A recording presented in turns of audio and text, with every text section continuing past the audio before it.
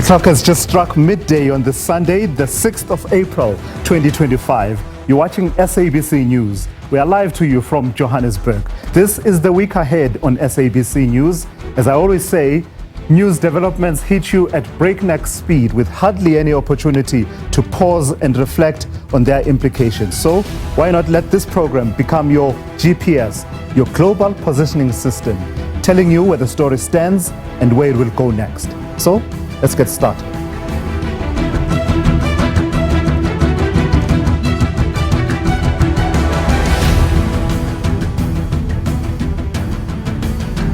In your headlines, the South African Reserve Bank has been celebrating the first anniversary of the Corporation for Deposit Insurance, also known as CODI. Established in April last year, CODI seeks to ensure that part, if not all, bank depositors' funds are protected in the event of a bank failure.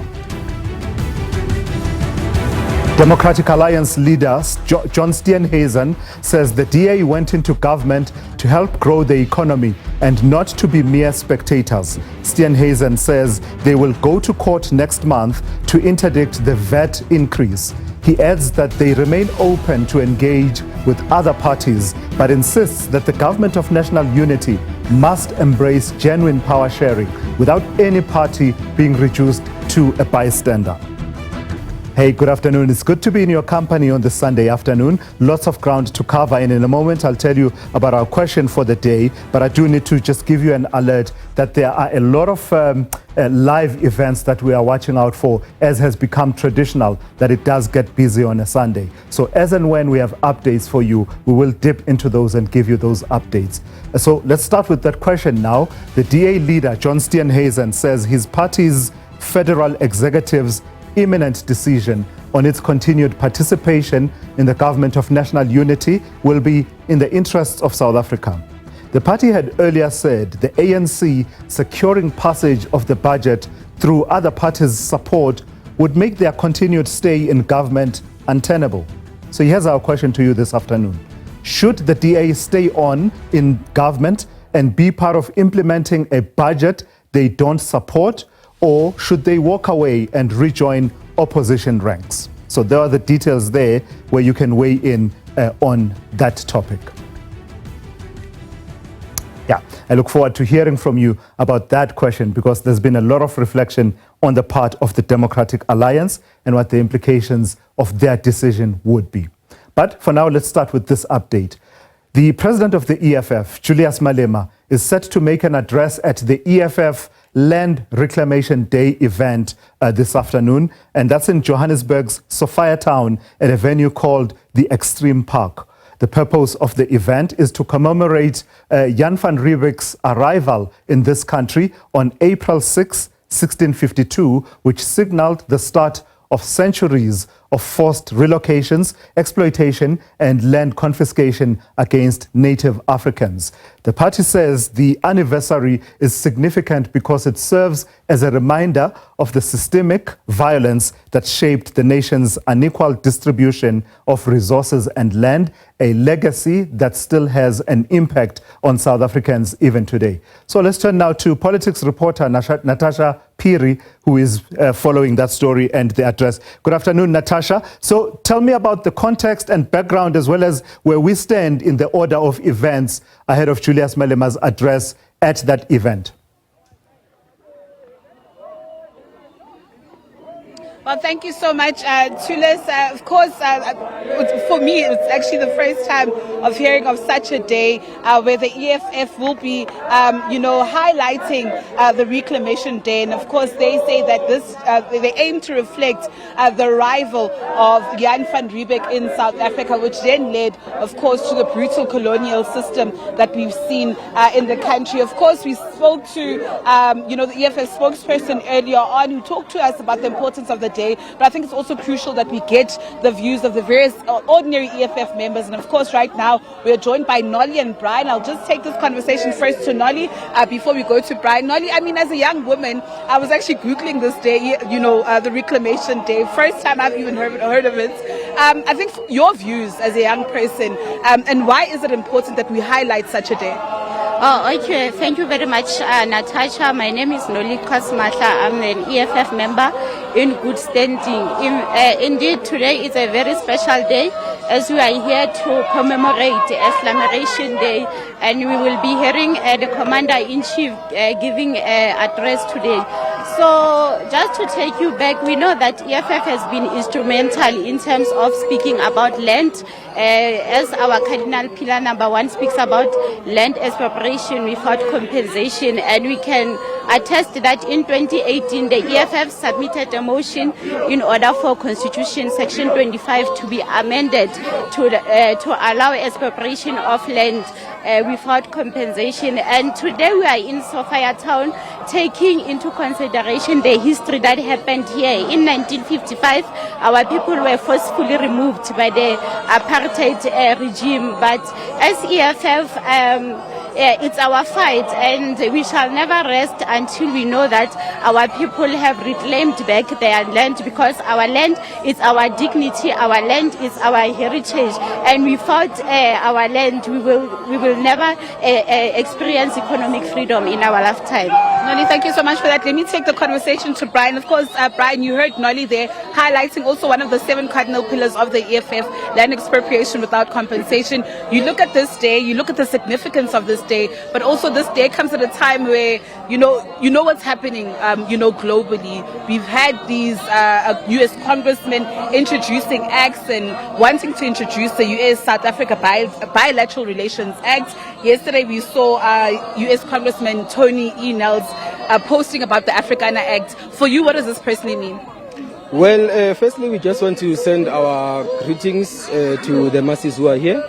And before I say anything, I just want to say to the South African government, we really urge actually the law enforcement that we need justice for Mkhwebane. In terms of these USA sanctions and tariffs and all those things against South Africa, all these things because we don't have the land. I mean, at the core of everything that we need is the land. If you check now, they're threatening us about what's this AGOA, simply because we don't own the land. If the land belonged to us as ordinary South Africans, we wouldn't need the US because we are going to feed ourselves. But all these things that Trump is doing is simply because he knows that in South Africa the majority does not own the land. I mean, he has imposed the highest sanctions in Lesotho, a country of less than 2 million people. It doesn't make sense. So all those things that they are pushing the Trump administration, it's unfortunate because we cannot fight back. And the only reason why we can't fight back is simply because we don't own the land. Brian, how important is it that, young people across the country should actually note such events? Well, the importance of this event, if I can take it back to 1955, like my sister said, this place used to be called Transvaal outside Johannesburg. It was actually a farm. It was bought by an Afrikaner called Herman, and he named this place Sophia Town after his wife Sophia. So if you can understand, there's no place in South Africa where you can go where it's called Noctula's Town, but we have a place in South Africa called Sophia Town. So you can understand the importance of that. We can't be ignorant of such things. We need to know that our people were forcefully moved from here by Dave Malan into areas like Meadowlands and Deep Kloof. My grandmother, before she passed, may her soul rest in peace, she used to say that when they left Alexander, they used to reside here, but they were forcefully removed. So it's very important that we always remember against forgetting, that such places were it was actually a white's own a white town area only, but until such a time, if I remember correctly, there was a sewage facility which was built here, and knowing the other race, they had to move away from Sophia Town because there was sewage. That's only then when the colored and black people were allowed to stay here. So there's no way that we can allow this situation to go on and say let's move on and have this fake rainbow nation. Yeah. Right, thank you. Excuse me. Thank you so much for your time. Two less apologies for that. Something actually got into my throat. But of course, these are just the views of the young people here that have gathered at the Sophia Town Extreme Park. We do expect the EFF leader, Mr. Malema, to come in any time from now. And of course, he will be addressing the crowds there. Here, I beg your pardon. With that said, it's back to the studio. I think I know why you're choking, Natasha. I think I've got a fair idea why you're choking. It's that the excitement at the prospect of going up and down in the country looking for a town called Natasha's Town. That's Natasha Piri there with that update there coming out of that event that the EFF is holding. All right, let's take you over now to the point where we look at the dominant stories in the newspapers. And we do that because the conversation around the Democratic Alliance, tariffs, as well as the budget vote has dominated conversation and looks set to do so as we get into a new week. I am joined by my two guests, Sibonga Shoba, who is the Sowetan editor, as well as Tisetso Motsoneng, who is the acting editor at Business Day. Gentlemen, good afternoon. Thank you. Thank you for coming through. Thank you for inviting us to this. So thanks very much. The newspaper headlines, if we can just call them up and just show you, we want to focus on, we've got the Sunday Times, and the lead story that they have there, as well as the, there you have it, the ANC DA in push to save government of national unity. And then if we can quickly show the other newspapers, we'll keep just bringing them back up, but just for an overall flavor. I believe we also have the Sunday Tribune as well, showing what their lead story is. And then we have Sunday Tribune is talking about cabinet reshuffle looms over budget. So that's an interesting one. And then the last one that we will call up is the Sunday World, because it's got a story that I think both of you will be quite interested in. It's over, says Gwede Mantashe, in terms of his availability for leadership. So Sibonga Wonke, let me start with you. The Sunday Times leading with the ANC DA in a push to save the GNU. There's been a lot of moving pieces in as far as the story of whether the DA will stay in the government of national unity or not. You're a political animal. You get politics, Sibonga. So tell me what's going on. Are we looking at a DA walkout and exit, or is that completely off the table? I wish the answer was simple to us. This is the story of the year, really, the GNU, whether, I don't know how many times we've written a story about the imminent breakup of the GNU, and it keeps going on. And this week, it seems as if it reached the kind of like a boiling point when the DA, which is in the GNU, chose to vote against the budget. And now the speculation is about whether the DA will walk out of the GNU or the ANC will force the DA out of the GNU. Yeah. Tisetso? It was, I guess, it was kind of expected if you think about it. Like at some point, I guess, last week, you felt like, you know what, they are so close to a deal of some sort. Yes, there was that point. Yeah, there was that point. Because they could see, both of them, that the repercussions of, a breakup or the DA rebelling against the budget. So it was, I guess it was like, given what we've seen and the DA, the way and like how they approached the budget. They started including non-budgetary issues in it. Yeah. So you could see now they're going, it's a bit of an overreach. And when that happens, you know that the ANC is not going to budge. So I guess, But as we start a new week, here's my overwhelming sense. Yeah. Despite all that talk of a possibility of the DA exiting the government of national unity, about it being untenable for them to implement a budget that they don't really support, they're not going anywhere. That's me reading between the lines, that they're not going anywhere. But how do they justify being in the GNU? The ANC, I guess, they were right in a way that you can't have it both ways. Yeah. You can't be the opposition and be part of government at the same time. So how do you justify being in the GNU and opposing the, like the budget is like a comprehensive fiscal framework for the year? How do you then become a member of that government if you are opposed to it? Yeah. So I don't know. Did you hear the comments from John Steenhuisen, for example, yesterday about the markets and their reaction to the potential of a government without the DA in it, as well as acting in the best interest of South Africa?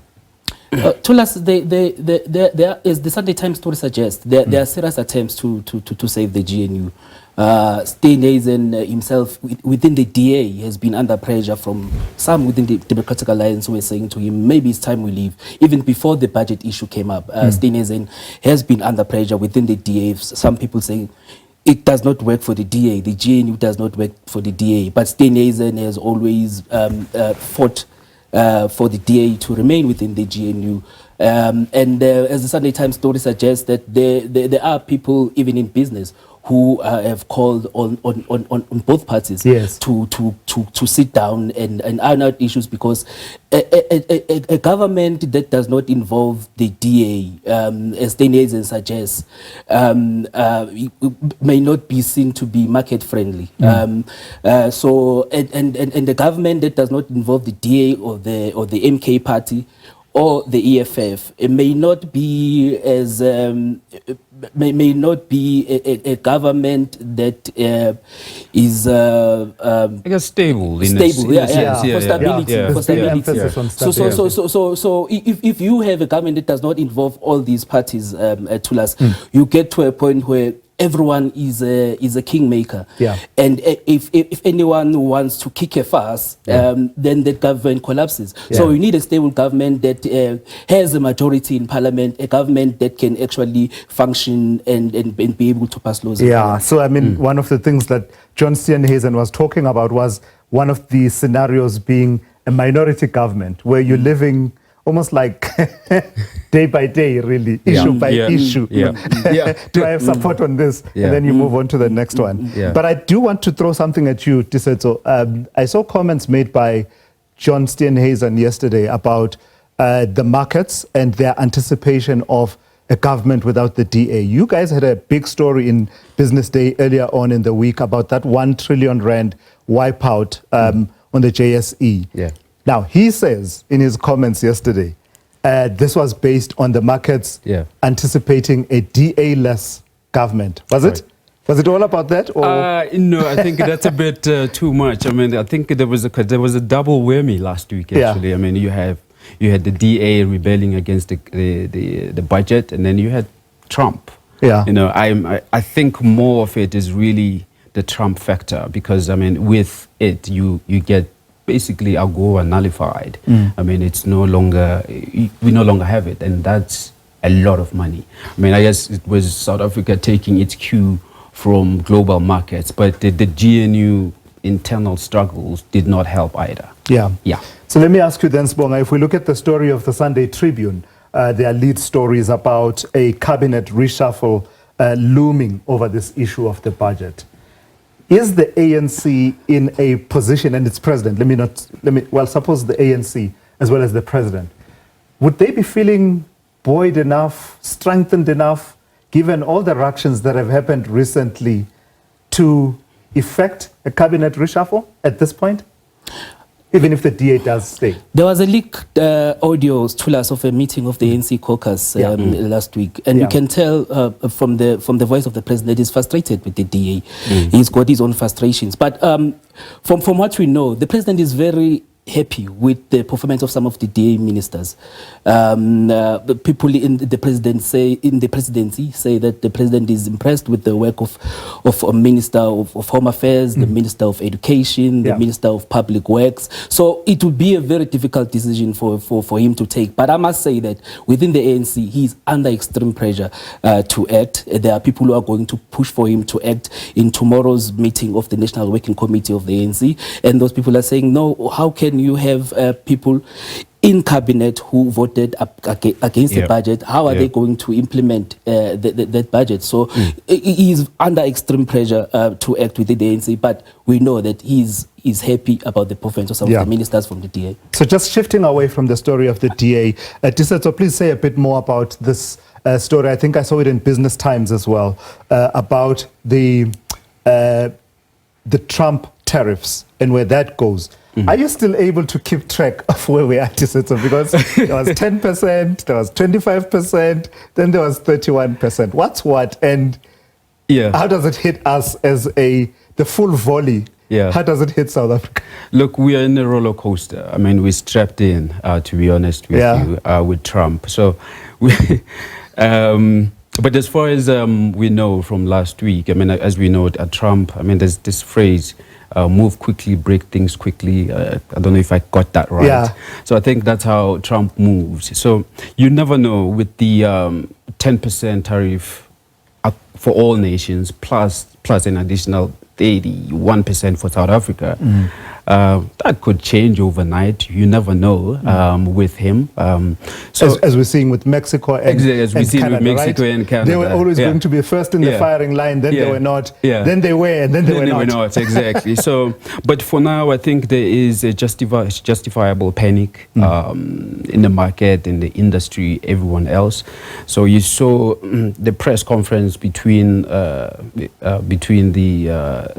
foreign affairs minister and the trade and industry minister. I saw that. I mean, from where I'm standing, I mean, I think South Africa's approach is commendable, for one thing. I mean, you don't want to participate in the blowing up of the world order by choosing not to retaliate. I mean, I think it's a, it's a textbook example of how to engage in this kind of thing. Pull us back a little bit. Yeah, from that path. Yeah. So, but the consequences of it are pretty severe, would be pretty severe, especially for the auto industry. They export quite a lot. I mean, I don't have the figures from the top of my head, but they export to the US. I think it's the third largest market for South African autos. So you shut that market out, you are talking thousands and thousands of jobs on the line in South Africa. I want to bring up the story before I move on to the story around Mkhwebane Mantashe.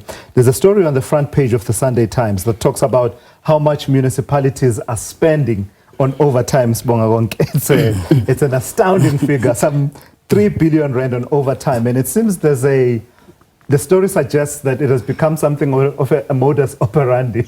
It now explains why if you have a leaking pipe, it takes so long for the pipe to be fixed. Because the story suggests that the modus operandi is that they will make the call, but the workers will delay going out until they knock off, so that it counts as overtime whenever they go out. And municipalities like the city of Cape Town has paid more than R1 billion on overtime to their employees, and the city of Joburg comes second, almost R1 billion. So it tells you that there is a serious problem there, and the municipalities need to really strengthen the oversight and how they actually manage their employees when they go out. Make sure that they don't go out during after hours. If we could just jump in on that. I mean, I think in President Cyril Ramaphosa's State of the Nation address, I think a large part of it was on local government. I mean, he kind of unveiled what our headline was, a rescue plan for local government. I think this is one symptom of what is happening, the malaise that we're seeing in local government.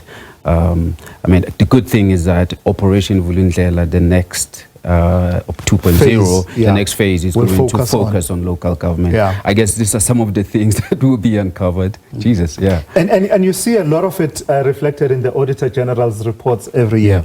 But I'm just wondering, perhaps it's a naughty question on my part. To what extent does it undercut the DA's message of saying, well, we govern well? It has to be asked. It's a fair question, is it not? If you're talking 3 billion rand spent on overtime, in many instances where it was orchestrated, someone should be plugging that gap. And that 3 billion, 1 billion of which happened in the city of Cape Town. Just wondering. Yes, it's across. Yes, although the Cape Town accounts for more than R1 billion, but it seems as if it's a problem that is across all our municipalities, and it demands that the leaders in those municipalities deal with the problem and tackle it on the spot. All right, let's move on to the story, the lead story on the Sunday World. It says it's over in bold red letters, and it's talking about the man who gladly embraces the name of the tiger. I guess the tiger will roar no more in our politics. Just your quick reflections. He says he's not availing himself for re-election come the next leadership conference of the ANC in 2027. How significant a development is it? how many times have we heard politicians say that they are not available, only to emerge in the next 2 years and say, I've been convinced by my structures, by my branch, that I should stand. But it is a very significant story. It is a sit-down interview with Mawande Shabalala. Mantashe says that he is not available after at the 2027 conference of the ANC. We must remember Mkhwebane is one of the longest serving, if not the longest serving member of the top 7. He was elected in Polokwane. By 2027, he would have served 20 years as a national official of the ANC. And there is talk that he's one of the people that are being lobbied to contest. And in that story, he's actually denying a claim that he has a pact with Deputy President Paul Mashatile, that he will support the Deputy President to ascend to the highest office, and then in return, then the Deputy President will then return the favor and support him. So he's saying there is no such. But we know with politics, anything is possible. The tiger might be singing a different tune in maybe next year. Tisetso, what do you make of it? I mean, if he does exit, as he says he will, in 2027, it will be the end of an era, really. Yeah, it would. I mean, definitely. I mean, there would be some who would celebrate it as a fifth victory, particularly the renewable energy.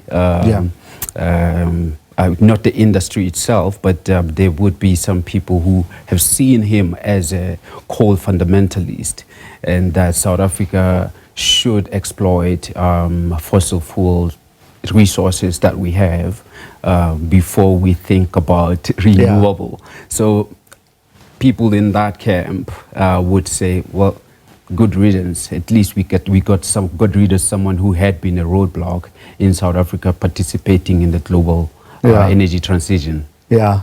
But I mean, politics wouldn't be the same without Gwede Mantashe, though. And love him or loathe him, his personality is just all dominant. Yeah. He's that kind of person. His presence is felt whenever he enters a room. And that whistling. And he's walk in. And he's fearless. He speaks his mind whenever given an opportunity. He will be really missed if he chooses to exit. But he has a point, Tulas. He says that he'll be turning 72 by 2029. He says he'll be too old to contest for any kind of position. But we know with politics, there is no retirement age, Tulas. Yeah, I agree. Gentlemen, thank you for coming through. Thank you very much. The two editors joining me this morning, that is Tisetso Motsoeneng and Sibonga Shoba, reflecting on the key stories that are out and dominating the newspaper headlines on this Sunday morning. So stand by. We have more for you in just a moment. This is The Week Ahead on SABC News.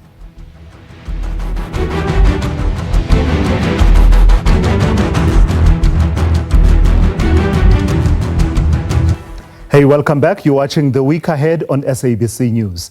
Support for KwaZulu-Natal Provincial Police Commissioner Nhlanhla Mkhwanazi is growing as he faces allegations of interference in a 2023 arrest and potential police brutality. The police union POP crew in KwaZulu-Natal has expressed concern over the conduct of the police watchdog, the Independent Police Investigative Directorate, that is IPID. The union claims that the charges are politically motivated and aimed at undermining Mkhwanazi's efforts to fight corruption. They are planning a march for Thursday this week.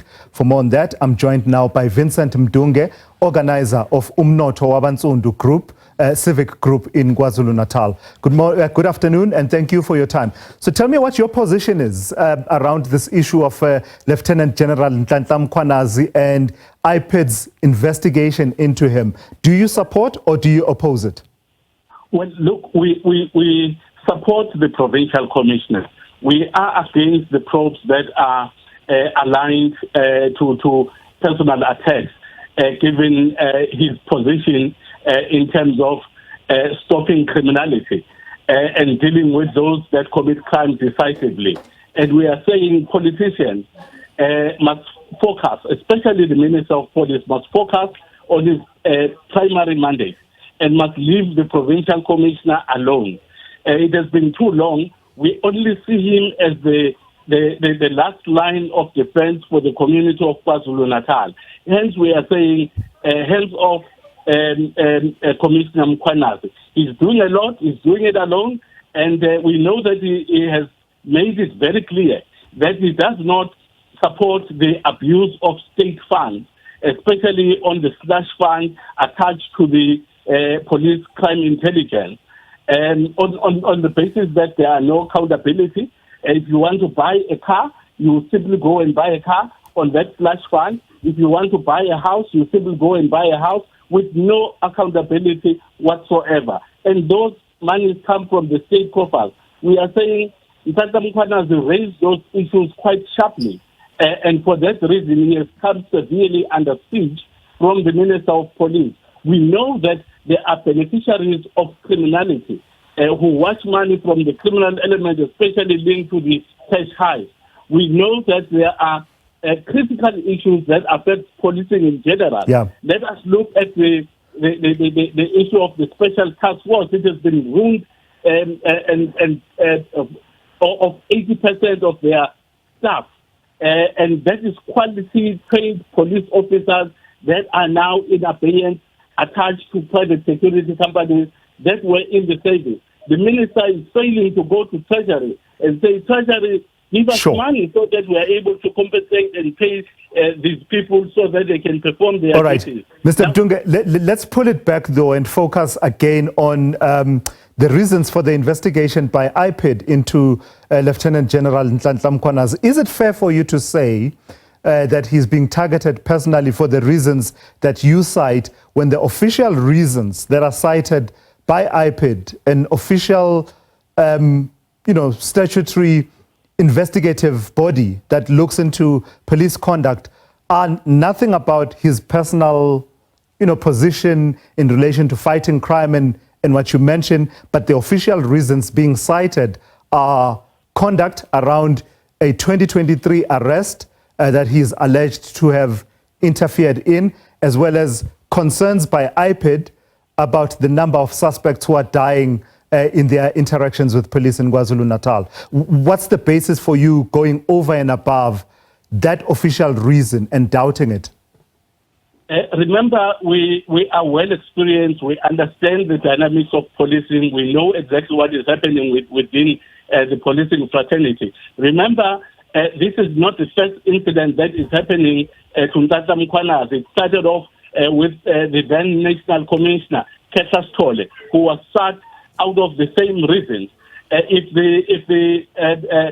the element of interference with the arrest occurred in 2023, common sense tells me that it could have been investigated in 2024 and it could have been finalized. Why in 2025? But that doesn't really add to your point, though, Mr. Mdunge, with all due respect. You and I know processes in this country do take a long time. You have allegations that were first leveled against a person in 2009, only being investigated in 2025. All I'm suggesting is that it's common practice for these things to take long. Well, it is not. And it's very shocking that these issues are raised immediately when he took a stance that crime intelligence. Remember, these beneficiaries of crime who are members of parliament, who are ministers in the country, in the cabinet, who are business people. They own properties. Those properties are in the form of houses that are paid through the same slush fund. And when it closes the tap, immediately these issues begin to surface. It's ludicrous. So tell me about the action that is planned in terms of showing support for him. What form will it take? What are the plans for the marches? And what exactly are you demanding?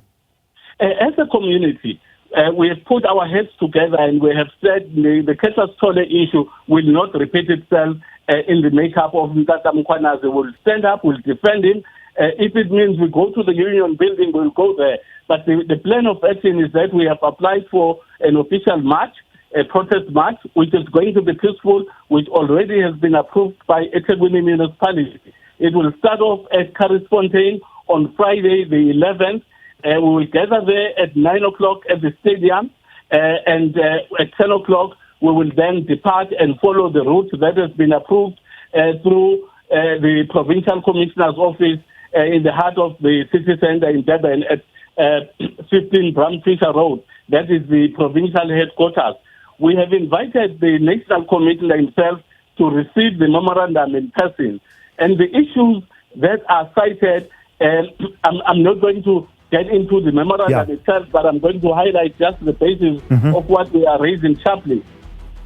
First and foremost, we are saying hands off from Nhlanhla Mkhwebane. Leave him alone, let him do his job. If he has committed a crime, charge him criminally. Don't come up with these fake allegations and tarnish his legacy unwarrantedly. And secondly, we are saying we want the special task force in KwaZulu-Natal to be resuscitated because it has been ruined. 80% of their staffing has been taken off by private security companies. Thirdly, we are saying there are buildings that are feeding the money mongers within the government department. That is the provincial headquarters itself in Silvermark building in Durban. And also the Varsdays in Pretoria, the national headquarters of the police. We are saying these buildings are dilapidated and old and are not suitable for human habitation. How do you house such strategic, policing, class in those buildings? There are many other issues. We are raising sharply the Stoitwe case.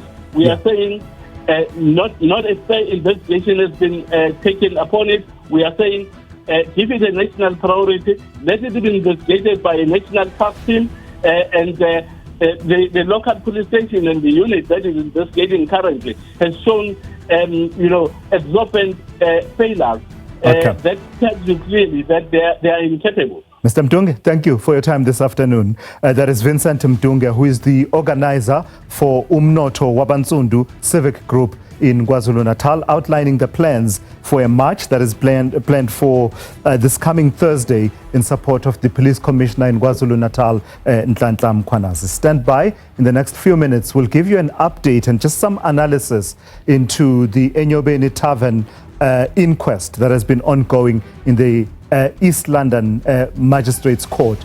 That update and analysis coming up over the next few minutes.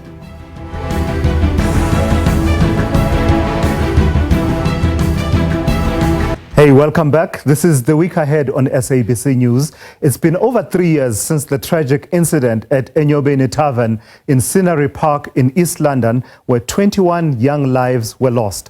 Vuyokazi Ndevu, the owner of the establishment, recently testified at the inquest into the deaths currently being held at the Mdantsane Magistrates Court. In her testimony, Ndevu expressed her uncertainty about who should be held accountable for this devastating event. The inquest aims to uncover the facts surrounding that fateful night and determine the factors that led to such a catastrophic loss of life. To discuss more on this, I'm joined now by Mpilo Baloyi, who is a legal expert. Mpilo, good afternoon and thank you for your time. So tell me about where this inquest fits in terms of trying to establish responsibility and accountability lines for this incident in Enyobeni, because at some point when the incident had just happened, we were uncertain as to what was the cause of death, what were the circumstances leading up to that point where people started dying, and who can be held accountable. How much value does an inquest add to that? Good afternoon to Lasizwe and to our viewers. Thank you for having me.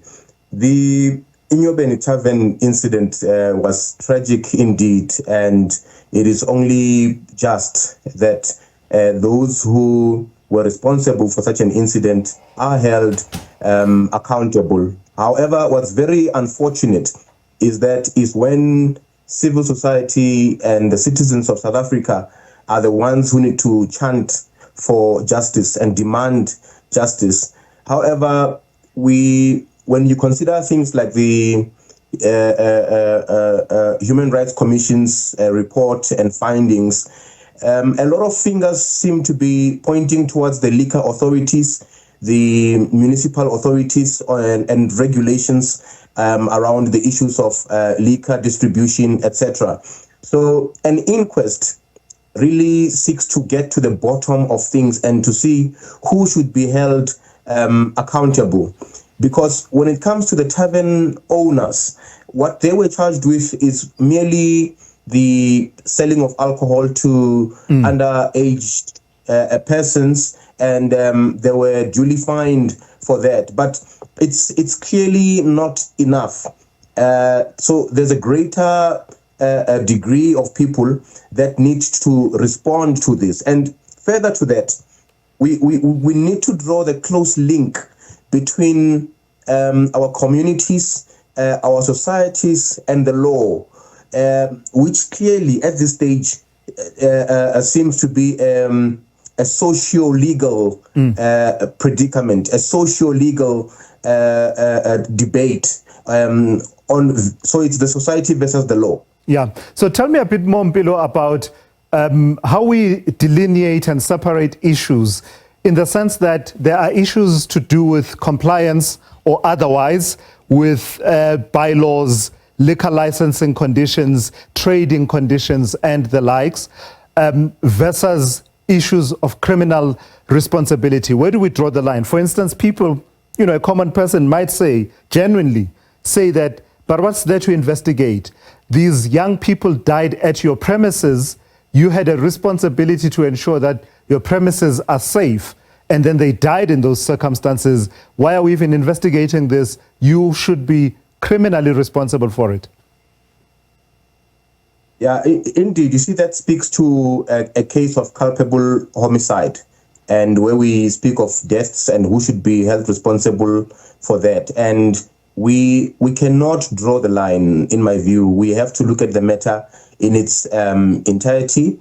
And I would have, in my view, perhaps looked at the inquest before any criminal charges are held, even before the tavern owners are heard in court and held accountable, so that after the inquest, only then we'll have a clear picture of actually what happened on that fateful day. What was it, a policing issue? What is a regulation issue? When this incident happened, the tavern owners were not even on the premises. So it needs to be looked at in its entirety, and we can only hope that this inquest helps us to get to the bottom of things. So another socio-legal dilemma, because such establishments, such as taverns, are situated in communities. What is the community response? And should we wait for such things to happen? Should we wait for 21 deaths until something is done legally, until we see a proper and a strict enforcement of existing laws? Because the laws do exist. The laws are there. The legal frameworks do exist. But in this case, they seem to have been flouted, and nothing was done until it seems also in previous reports that there were complaints about this place. Issues were raised, but nothing was done about it until the death of 21 people. So, Mpilo, in your experience, how long still before we get to the end of, and I know that's a very difficult question to answer, but in your experience and in average, how long do inquests take? Because I do imagine that for families of victims, they want the ultimate answer that says XYZ is guilty of this charge and is sentenced to, whatever the sentence will be. In your experience, how long do these processes drag for? It's very difficult to guess a time frame for them, because it also depends on the number of witnesses that are going to be heard, the type of evidence that they're going to lead, and that can be shortened by the maybe fewer witnesses. If there's more witnesses, it's going to take time. And even though the families really demand answers, it's a process that needs to be done very meticulously, because if people are going to be found guilty, they must be found guilty on substance. And these are charges that need to stick and not easily be escaped on technicalities. So I would suggest that the inquest is as thorough as possible, so that the people who are responsible are brought to book. So just building on that, Mpilo, please indulge me on this. This is my own personal thing. I understand where inquests fit in in terms of fact-finding and answering the question of whether a person can be held, any person can be held criminally responsible for events. So I understand why they exist. I understand how they've been done in cases, for instance, the Ahmed Timol case, the life acid Enyobeni matter has had at their heart this question, whether any person can be held criminally responsible. Having said all of that, Mpilo, I don't like inquests personally. I just feel that it's an extra process you add before you get to a point where you then have the inquest outcome taken to the Director of Public Prosecutions for a decision to prosecute, a decision that may or may not be implemented immediately. That decision on its own may take its own time. Why not go the direct route of saying the Hawks or a specialized unit, go straight, investigate, straight from there, we build an indictment and go to court? I don't know, what's your take about my personal quirky position on inquests? No, I understand your personal position very well, and it seems to be a more straightforward way of doing it. But remember, the purpose of an inquest, and when we look at the prescripts and the writings of the Inquest Act, there has to be thorough fact-finding, because if you're going to lay a criminal charge, at the end of the day, and at the end, when all is said and done, this case, this matter, this criminal charge needs to be proved beyond reasonable doubt, which is a very, very high standard. So it needs those other nitty-gritty processes, details until the end, even though they take long. And the inquest also opens closed wounds, because it also causes the families of the bereaved to relive the experiences of their loved ones and to relive what actually happened that day. So as painful as it is, and as we may have seen, you make mention of the Ahmed Timol matter, which happened years ago, but you could see the pain in the faces of the family when these things were being said and being explained before a court. So even though it reopens old wounds, etc., it still needs to be done as meticulously as possible. All right, I've got to thank you for your time and for indulging me in my own personal quirkiness around the issue of inquests. That's Mpilo Baloyi there. He's a legal expert weighing in on the inquest into the matter of the Enyobeni tavern, where 21 young people died 3 years ago now.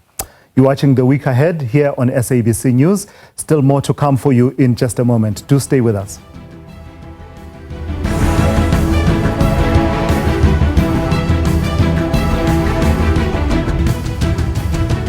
It's just gone 1 o'clock on this Sunday afternoon. Hey, good afternoon. You're watching SABC News. This is The Week Ahead on SABC News. It's the refresh and reload point of your week. So why not use the opportunity to just get our bearings, where the story stands and where it will go next. And that's exactly why we are here. So let's get started.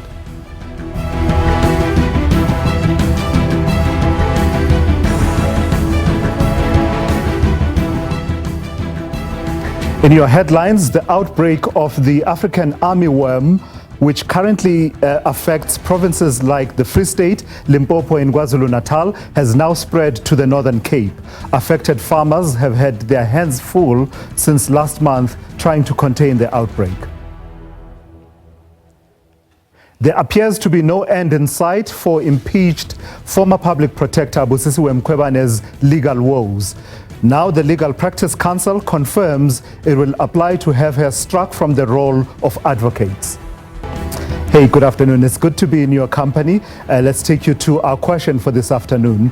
The DA leader, John Steenhuisen, saying that his party's federal executive's imminent decision on its continued participation in the government of national unity will be in the interests of South Africa. The party had earlier said the ANC securing passage of the budget through other parties' support would make their continued stay in government untenable. So, with this development, this is the question that we are asking you this afternoon. Should the DA stay on in government and be part of implementing a budget they don't support, or should they walk away and rejoin opposition ranks? So those are the details there. Do engage with us. I look forward to hearing from you what your take is and what your perspectives are. Clearly, the stakes are high, and I think the DA itself appreciating that the stakes are high. Now, let's give you a sense then of where we're going in terms of the various news developments in the coming week. Let's start with economics from our economics desk. I'm joined by senior SABC News economics reporter, Nompumelelo Siziba. Good morning to you, Nompu. It's good to see you, man. Good it's to been see a while. you. Yes, Yeah. absolutely. Nompu, talk to us about a story that started developing yesterday, Trump tariffs. And not just yesterday, it's been developing for a while, but I suppose it hit a crescendo last week. Not yesterday, last week. It hit a crescendo. Tell me about it and its implications for South Africa. Yeah. So basically, on the 2nd of April, which was a Wednesday, I think it's a Tuesday, I forget. But anyway, the 2nd of April, Donald Trump announced tariffs. Yes. And as was anticipated, he announced that there would be reciprocal tariffs. However, people didn't anticipate the scale and the breadth of the kind of tariffs that he decided to impose. Basically, and also his methodology, or the US government's methodology around what they believe they were tariffed on average in terms of US goods, has been questioned all around. Yeah. And even in the South African context, the Minister of DTIC, Department of Trade and Industry and Competition, said, no, actually the average tariff that we impose on US goods is 7.6%. Yes. But the United States government says we tariff them on average 60%, and hence they decided to charge us approximately half of that. We now understand from our government that it's 31%, not 30%, as Donald Trump had said. So the implications are very bad. It basically means it's bad for everyone. It means that US consumers, when they receive South African goods that are not exempt from this 31% tariff, they're going to have to foot that additional bill. Now, when they foot that additional bill, depending on what they feel over time, they may decide to reduce their demand for that, which will then affect the exporter, the South African exporter of that good. If you have to diminish your production of whatever you're sending to another market, it means that, because a lot of manufacturers work on the basis of economies of scale. If they don't get the necessary economies of scale and they can't make a profit, they need to start going to the drawing board around what they can actually produce, how many people they need to employ to produce that thing, and potentially go out of business or have to reduce reduce their operation. And then that means that potentially South African jobs are at risk. So in that context then, Nompu, tell us about how you are watching that story going forward for its implications on the South African economy, the markets, as well as the rand. Yeah, so we got an indication, obviously, of the impact it's having on the market. It's been negative. I mean, the local JSE was down over 4% as a result. The rand weakened quite substantially, but also due to concerns about the future of the GNU. So it was like a double whammy, if you like. The rand was, so emerging market currencies all lost ground, but it seems as though the South African rand lost more ground relative to other emerging currencies, because obviously there's the factor of what's happening locally here with whether the DA is going to stay in the GNU or not. That is a factor, because in the past 9 months, it has been the fact that the DA and the ANC have been working together in the GNU has been a positive factor for our markets. It's signaled stability, etc., etc. With them out and us not being sure who's going to replace them, it causes some consternation in the market.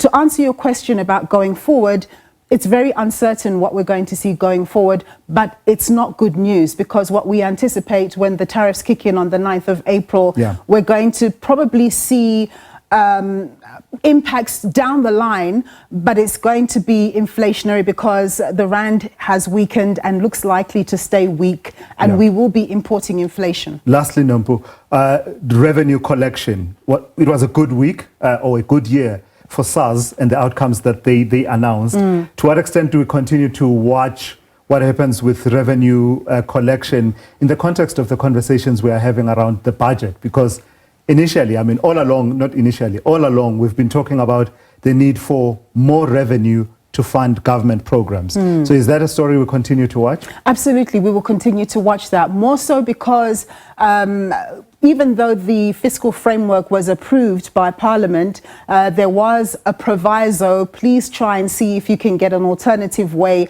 of raising the 28 billion rand as opposed to levying the VAT, the 0.5 percentage point. We're going to be watching that very closely. I don't know how they're going to manage to do that, because no doubt there was a lot of time spent in coming to the decision we're going to lob on the VAT increase as opposed to increasing anything else. Whatever the case, it means the South African consumer, the South African economy generally is going to have to bear the brunt of yet another higher tax. And with the Rand weak, we're going to be importing inflation. And as things stand right now, I think the Reserve Bank will not be in favor of cutting rates any further going forward. And by the way, important clarity before I let you go, Nompumelelo, the clarity between the fiscal framework and revenue proposals and what we colloquially call the budget. These are just two of the many other instruments, right, that still need to serve before Parliament. But I suppose the most contentious ones. Yeah, so my understanding of the fiscal framework, it just looks at the bigger picture of what government is able to spend over the medium term. And that is one element. And then the budget itself is obviously the annual budget that they've decided to, you know, in terms of allocations and so on. So that's the difference. So one is looking at the midterm, and then one is looking at the year on year. So it looks as though they've approved the fiscal framework, that is what government plans to spend over the medium term. But then there's a lot of debate around that as well, because it's felt by many economists that the National Treasury has forecasted growth, economic growth, too high. They expect 1.9% this year, 1.8 and 1.8 again in the outer 2 years. With everything that's going on, with the tariffs and so on, if our exports are reduced, it means that economic growth is going to be reduced. Because remember, these tariffs may well affect the agricultural sector, the manufacturing sector, our lovely plonk, the wine that we export overseas. If those markets are affected and there's not so much production of those, jobs will go. And it means that they're not contributing as much to the fiscus and to the economy, because they're not getting those revenues from export markets. It all adds up, doesn't it? Thank you for that. That's Nompumelelo Siziba, senior SABC News economics reporter, with just giving us a sense of what the week ahead looks like in terms of economic news. Stand by in the next few minutes with SABC News political editor Mzwandile Mbeje. We'll be looking at the week ahead in politics.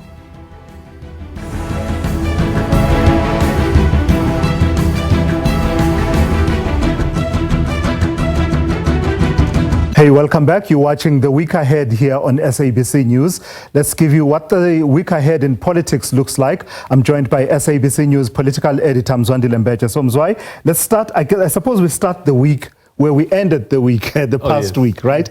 The issues around what the DA will do going forward in terms of making a decision on its continued participation in the GNU. That's going to be a big story. Yeah, absolutely. Maybe not so much from the point of view of the DA, because it would appear that, remember, immediately after the budget meeting, so they did meet. But of course, it was some sort of inconclusive. They are still to meet, obviously, to finalize further details. For me, Tulas, is the ANC's meeting that is going to be crucial. The National Executive Committee. Yes, particularly because we already have a sense of how some of the members feel. You remember that audio leak? Where people were saying clearly, this can't go on.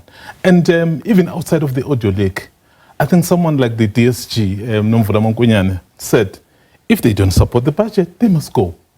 The minister himself, Inquest, said, how can you be expected to implement something that you reject? So I would like to be a fly in the wall, Tulas, in that NEC meeting, because for me, I can see those members of the NEC who, some of them anyway, were opposed to the DA being part of the GNU, what in ammunition they've been given. This becomes an opportunity to bring that debate back on the table once again to say, did we make a strategic mistake in getting into this government of national unity in the first place with the DA in it? Even if you listen to the president said, you know what, sometimes you let the people corner themselves. Yeah. That is exactly what's happening. I mean, going back to the DA, listening to John Steenhuisen, you can see they are really at pains to try and wiggle themselves out of the situation. So maybe it's no wonder that business has somehow come in to try to say, ish, you know what, find a way. And that's where the question is for me. Will the NEC be more listening to what the business is saying versus what some of its key constituencies, like the alliance partners, which have been very clear, get these people out? But then, Mzwai, in terms of implementing what you don't agree with, it won't be the first time, will it? I mean, we know BELA, Basic Education Laws Amendment Act, is being implemented, and that implementation led by the Basic Education Minister, Siviwe Mkhwebane, who opposed and perhaps still opposes it even now, but is implementing the Expropriation Act. We were told that they're taking it, the DA that is taking it to court, but it does align in terms of line function with the Minister of Public Works and so on and so on. Oh yes, and of course there's the NHI on the side as well. So, you know, for me it's actually very interesting because it then makes it a bit more difficult for the DA. Because what is the constituency of the DA saying? I know that some of these acts or of these laws now were crafted well before the GNU. But in the eyes of the constituency, the DA keeps losing. So where is the major policy victory at this stage? At the moment, that's nothing. And that's, sorry, and I suppose that's why they're now centering this issue of this needs to be a genuine power-sharing arrangement. Exactly. Yeah. And I think for the ANC was very, inverted commas, clever in amassing other political parties so that in the event of the situation of last week, you are still able to go through. So those 9 other parties have come in so handy for the ANC. Because I was even looking at, as much as everyone is speaking about Action SA being key, just look at the numbers. Even if you remove those 6 numbers of the Action SA, it would have still gone through. Sure. Wow. So those smaller parties that the ANC has put together are very key. So maybe what many have been saying, why don't you just go for the minority government and go to other parties by case or issue by issue? But of course, I think the DA, being the DA, will be able to sit down with the ANC and perhaps they'll map up something out of this. And importantly, the DA is due to hold a follow-up meeting of its federal executive, yeah? Absolutely, because that one wouldn't conclude all the issues. And of course, they've taken this matter to court, by the way, so we don't know how it will pan out. They did that on an urgent basis, so the court hasn't obviously pronounced on anything as yet, but it will be very interesting. In fact, that meeting for me of the DA sometime in the coming days and the ANC, NEC will be very interesting. But before outside of the GNU, it mustn't be lost on us that there are parties which are waiting on the wings. Yeah. There is EFF, there is MK, there is Action SA. They are waiting on the wings. I'll tell you why. EFF is on record to say we can join the GNU provided the DA and EFF Plus and FF Plus go. MK, not so much, but you and I know that MK, if there were to be the rearrangement in KZN, they would easily give support elsewhere so that they get KZN. Yeah. Action SA has basically said to us, if the DA walks out, that opposition space will be too crowded. We might as well join government. Yeah. So, quite interesting. That is how the week will pan out. It makes for a fascinating dynamic. Lastly, Mzwai, tell me about this inaugural police summit that's also on the radar for this week. It's quite interesting. I mean, we've been trying to analyze the kind of work that the police have been doing. Yes, there's a lot of challenges when it comes to crime in the country. But if you've been closely looking at the stats, there appears to be some sort of progress towards dealing with serious crimes, which I think South Africans, it's something that they would actually welcome. So the fact that the minister and the police management have decided to hold this kind of summit to not only report back, but to also map out strategies to say this is how we intend dealing with the issues that affects the country, for me is the step in the right direction. And I think one of the things which I know is a bit difficult within the police structure, apparently the bureaucracy there perhaps needs a bit of I don't know what to say, unbundling or restructuring. More so major generals and generals than you have so that we are able, warrant officers. Exactly, so that we are able to respond immediately to the challenges that are facing. So it will also be a very interesting one. It's happening, I think, on Tuesday. And it will be addressed by the president. It will be addressed by the president. And of course, I think the minister who is spearheading it will play a key role as well. All right. So I suppose communication of the political will is what we'll be looking for when that happens. SABC News political editor Mzwandile Mbeje, it's good to see you once again, my brother. Let's move on now. Let's check in with Sophie Mkhwebane, SABC News international editor. Sophie, good afternoon. So tell me about what we're looking at going into the week ahead within your diary, a busy diary for you. Let's start with the issue of US-South Africa relations. Some diplomatic activity happening last week or the week before. In fact, last week. You expect that to continue in the coming days? Yes, we expect the South African government to continue to look at how they can strengthen or perhaps improve relations with the United States of America. And I think the issue of the envoy and a team that will join the envoy to go to the U.S. to engage the U.S.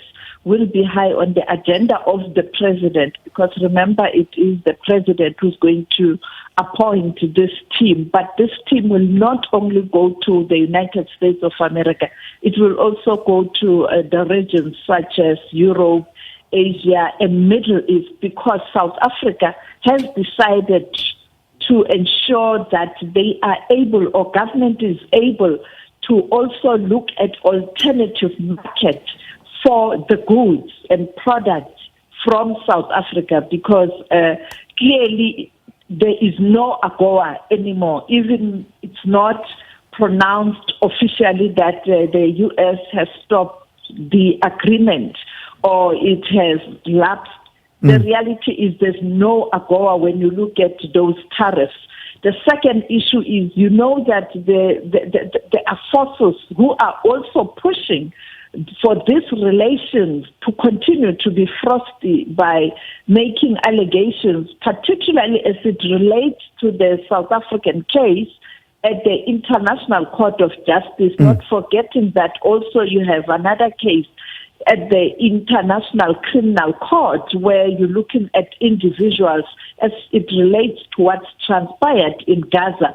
And therefore, that misinformation in terms of what the ANC members and officials have been doing behind the scenes, allegation as far as saying that they knew about that planned or pending attack on the 7th of October. And therefore, they will be working at setting the record straight, as we've seen with the Minister of International Relations. And therefore, that work is continuing. So, Sophie, in addition to that, the frosty relationship between South Africa and the United States, you then have this issue of these tariffs that some of them objectively have nothing to do with the relationship being frosty, but are part of the broader agenda of the U.S. Trump administration to impose tariffs on as many countries as possible. Tell me about how South Africa will be dealing with that in the coming days. Some time ago, I think it was the president that revealed to us the understanding that South Africa now understands that President Trump is transactional in how he undertakes foreign policy, and they will be seeking to respond along that vein. You are correct there, because we tend to cloud issues. The issue of the tariffs has got nothing to do with South Africa. It is the approach the U.S. is taking to strengthen its manufacturing capacity.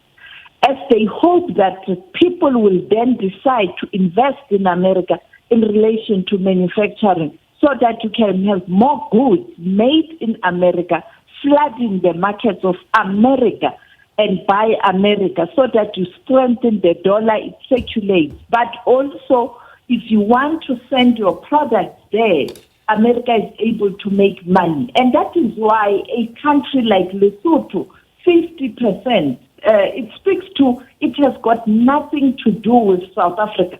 When I spoke to Rob Davis, the former minister of DTI, a month ago in Cape Town, he exactly saw this coming. Yeah. He went as far as saying South Africa must look for alternative markets because it's the jostling for power, economic power, and political power and influence globally. The same was said by Mbeki on Monday. And of course, as you pointed out, the president and his team is fully aware what is at play. Lastly, Sophie, just a quick roundup of what we're watching out of South Sudan, the DRC, and I believe you're watching historical moment for Rwanda this week. Yes, as you know, that genocide where a million Tutsis were killed, it's the commemoration. We're looking at that on Monday. Kaya will be focusing on that. And then the other important issue, you are correct, it's South Sudan. We are monitoring, and our colleagues in Juba will also give us updates on the ground.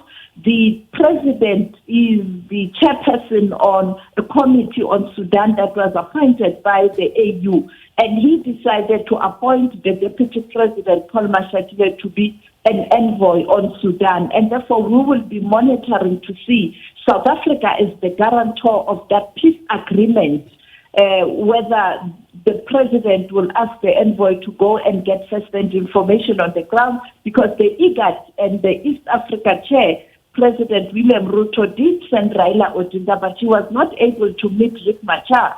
And then we saw again the new AU Commission chairperson sending panel of wives. We don't know who they met. Yeah. We know they did meet the president, but we are not sure whether they were able to meet Riek Machar. But I think with South Africa and the envoy, if the envoy, Paul Mashatile, can go to Juba, I am sure he will meet Riek Machar, because South Africa has played a very important role. You know, the formation of this new state, facilitating that. All right, Sophie, thank you for that. That's Sophie Mkhwebane, SABC News International Editor, with a roundup of what the week ahead looks like in as far as international news and South Africa's involvement therein. I want to swiftly move on now to a live event on the go where the EFF President, Julius Malema, is currently addressing that party's Land Reclamation Day event, and that's taking place in Sophia Town here in Johannesburg. Let's listen in. They pushed the Khoi and the San people off their ancestral grazing land. They erected fences. They brought disease. They killed, they raped, they enslaved and dispossessed us of land. The Khoi and the San, Amaxhosa, Amazulu, Basotho, and all indigenous nations suffered under this onslaught. Land was taken with violence, and where it was not seized by the guard, it was taken by fraudulent treaties, false promises, and forced removals.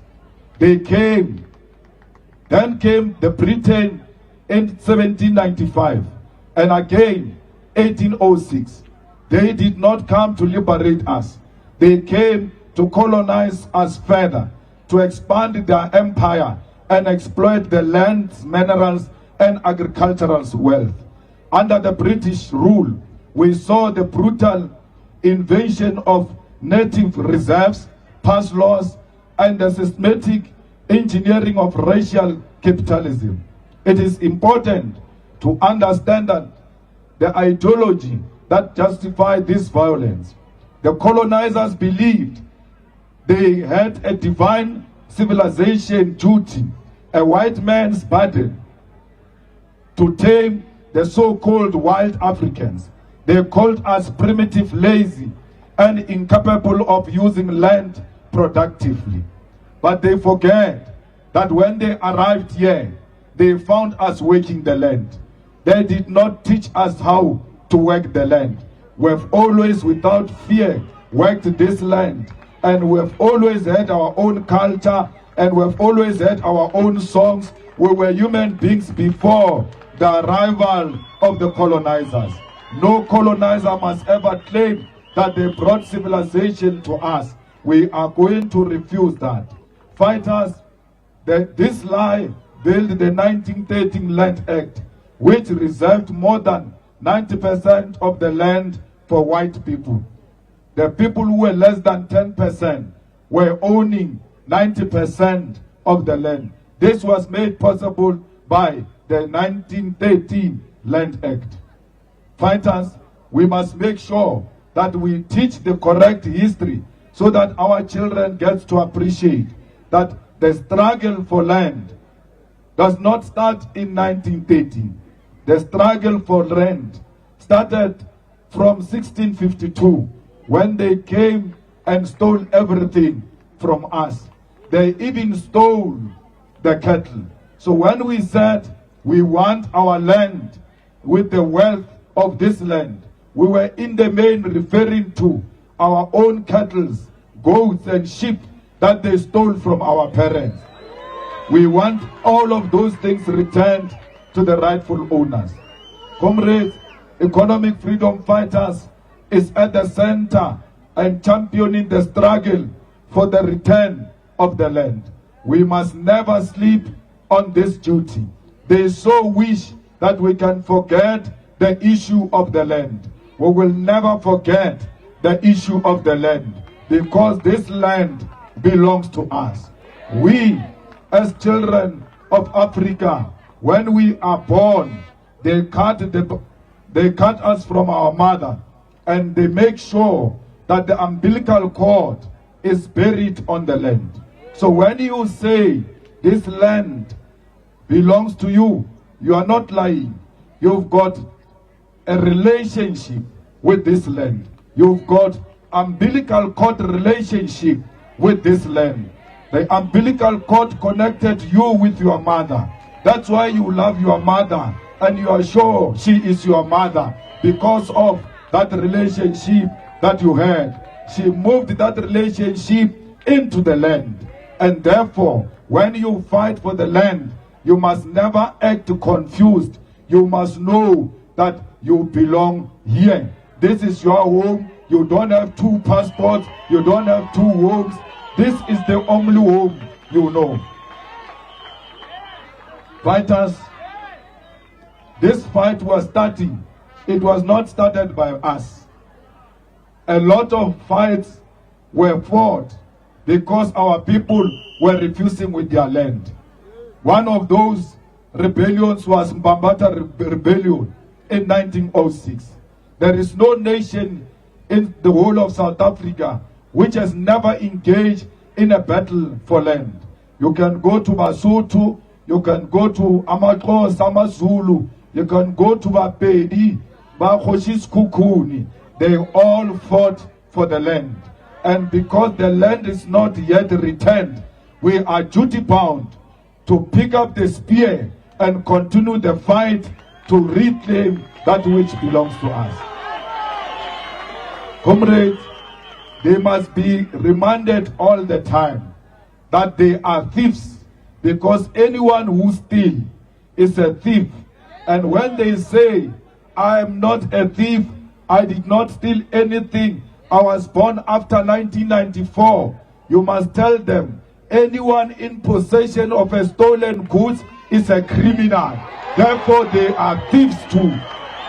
If they don't want to continue with the legacy of their parents, they must return the stolen goods to the rightful owner. We will see whether we will forgive them or not. Comrades, these people must know that as long as the land is still in the hands of the minorities, there will never be peace in South Africa. How can you have peace with people who are landless? Our people want land. Our people want dignity. Our people want to defeat poverty. Our people want to defeat crime.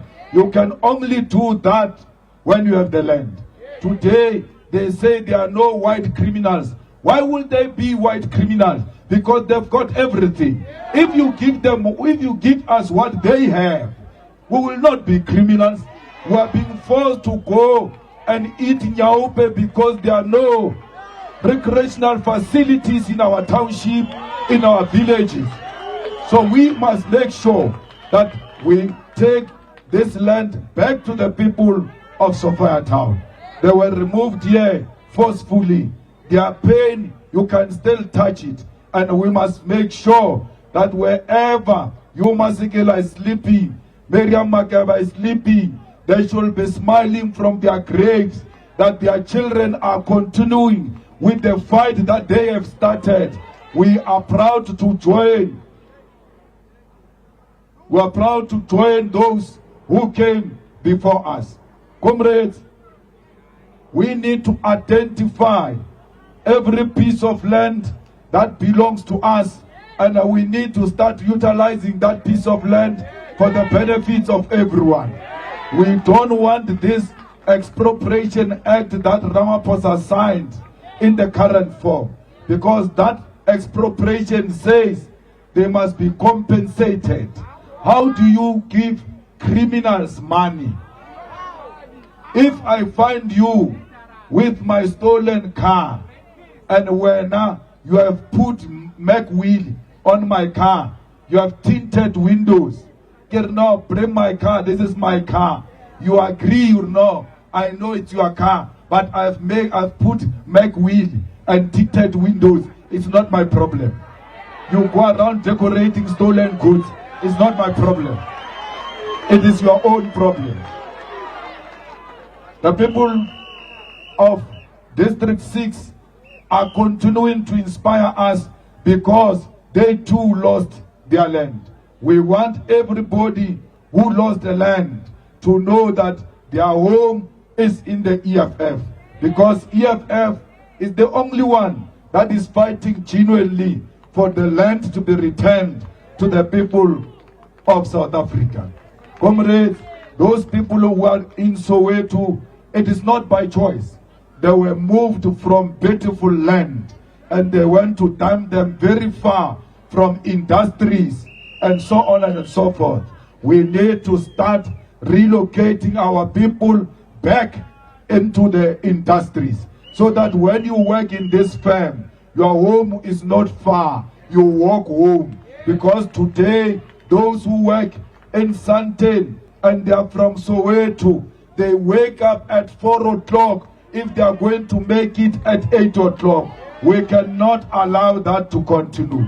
It's inhuman. We want you not to go the opposite of Johannesburg.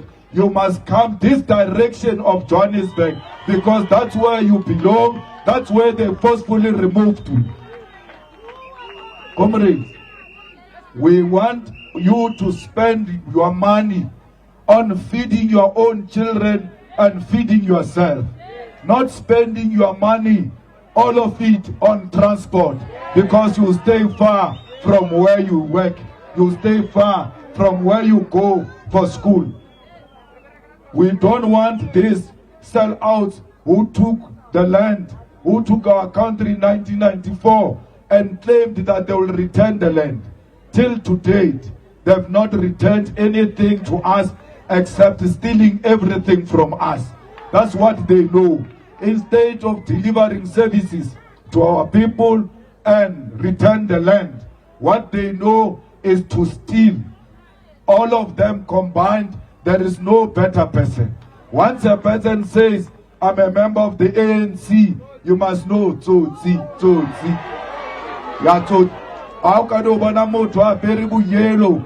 But ANC, Utsvor Tsotsi, Piani Shiona, Yautama, you Chodilo Jabato. Lokabonaba Peshe Wano Munyane, Skippers ANC, Pilwa Webutogo, Urioba Murutabuto Tise Wana. Comrades, we want to make sure that when the EFF goes into government, it's not going to play. We expropriate farms, we give them to the farm workers. We don't want a farm worker removed from a farm. They are the ones who are working that farm. There is no white man who works the farm. It is black people who are driving tractors. It is black people who are harvesting. It is us who know how to work the land. And we require no white supervision when we go and work on the land. Let the farms be returned to the farm workers. Let all the farm workers be buried inside the farm. They must not be chased out of the farms because they don't know any other home except that farm. That's where they must be buried. And after burying them there, when their relatives want to visit them, they must be allowed to go and visit the graves of their loved ones because that is their land. Comrades, Batuba, EFF formiwa 11 years ago, recreate Balatile Freedom Charter, Raitia Freedom Charter, Raitinta. So Arbulela ka land, Rebulela ka Freedom Charter, Ye Ramaphosa IGKT, Abereka ka Ramaphosa Charter, Asalatela Charter, Ye Ritsibang, Ye adopted ka 1955. So we must know, or Reina, we are continuing with the Freedom Charter. We want all the doors of learning to be open for all our children, whether you have money or not, whether you are black or white. You must choose a school and go and attend school there free of charge. We must give you school books. We must give you food. You must eat properly. And there must be meat with that food. Because they found us with cows. We never had a problem of meat. So we can't be given food without meat. That is the highest form of disrespect. So hauna motho a tlo re fa dijo a re tla sheba ka sopo. Bana ba tshwantse ba ye ko dikolo ba kry-e le uniform ya mahala because mapantiti a kry-a uniform ya mahala while for mapantiti uniform ya mahala mara le sa fe bana ba rena uniform ya mahala e a kgonega tabeuwe o nyoko tseba hore mapantiti a na kry-a uniform ya mahala. You must ask Gayton Mackenzie le Kenny Kunene mapantiti ata o botsa hore ne ba apara mahala. What have we done to these people? They want us to, if we want a free uniform, we must commit crime and then go to prison. Only then we can get a free uniform. Education in prison is free. You want to do law in prison, you don't have money. They are saying you must commit crime so that you go into prison and then you will do law free of charge. We cannot allow that. If education is free in prison, it must be double free outside prison. Comrades, we want the best for the youth of South Africa. We want the best for the youth of Sophia Town. We want you to be the workers of Johannesburg.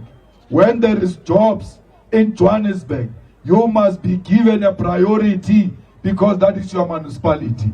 You don't have to know anyone. As long as you are qualified, as long as you have what it takes to occupy that position, these jobs must be given to all children of Johannesburg. We don't want jobs that are given to... All right, that is the EFF leader, Julius Malema, addressing supporters in Sophia Town in what the EFF is calling its Land Reclamation Day. That is an event that is strategically staged at Sophiatown to mark 70 years ago on the 9th of February 1955 when the bulldozers went into Sophiatown, one of the last enclaves of racial integration in South Africa at the time, and basically carried out evictions of black residents of Sophiatown. He's putting front and center issues of land restitution and the return of the land, but of course not missing the opportunity to then lay into the leadership of the ANC, saying that they've abandoned the Freedom Charter and now they adhere to what he's calling the Ramaphosa Charter. Speaking then of the president, Cyril Ramaphosa, he is visiting Ward 11 in Klipspruit West in Soweto today, and the purpose of that visit is for him to be briefed by the zonal committee there. He's now delivering remarks. Let's listen to his comments. Community was quite encouraging. I found that the branch is a branch that is alive. They have a program of action that covers a number of issues. And in our discussion, we added a few other issues that they should cover. So I will be coming to my branch quite often, as I will be visiting one or two other branches in the country as we roll out our renewal program. And the other important part is the accountability framework that we adopted, where every leader will have to account for what they do in their own branches and branches that they will have adopted. And this is in an effort to reconnect the ANC with our communities and to make sure that we address the challenges and the problems that our communities are having to deal with. And this, in my view, is the best way of making sure that we are getting ready for the 2026 elections. But more than that, it is also about enhancing the ANC's leadership of society as we get time to listen to ordinary people in the community, as we get time to engage with them and also solve their problems. And where, for instance, the problem has to be solved by either the government at local, provincial or national level, where the ANC acts as a catalyst to make sure that those things that need to be addressed by any structure of government are attended to. So it's been a wonderful morning for me to spend time with my branch. Mr. President, may I ask you about your future? Sorry, let's just have a bit of order. We start 1, 2, 3, 4. One question. Yeah. Did I ask you about the future of the GNU? No, it did come up as I was telling them about some of the challenges that we have faced in, say, adopting the budget.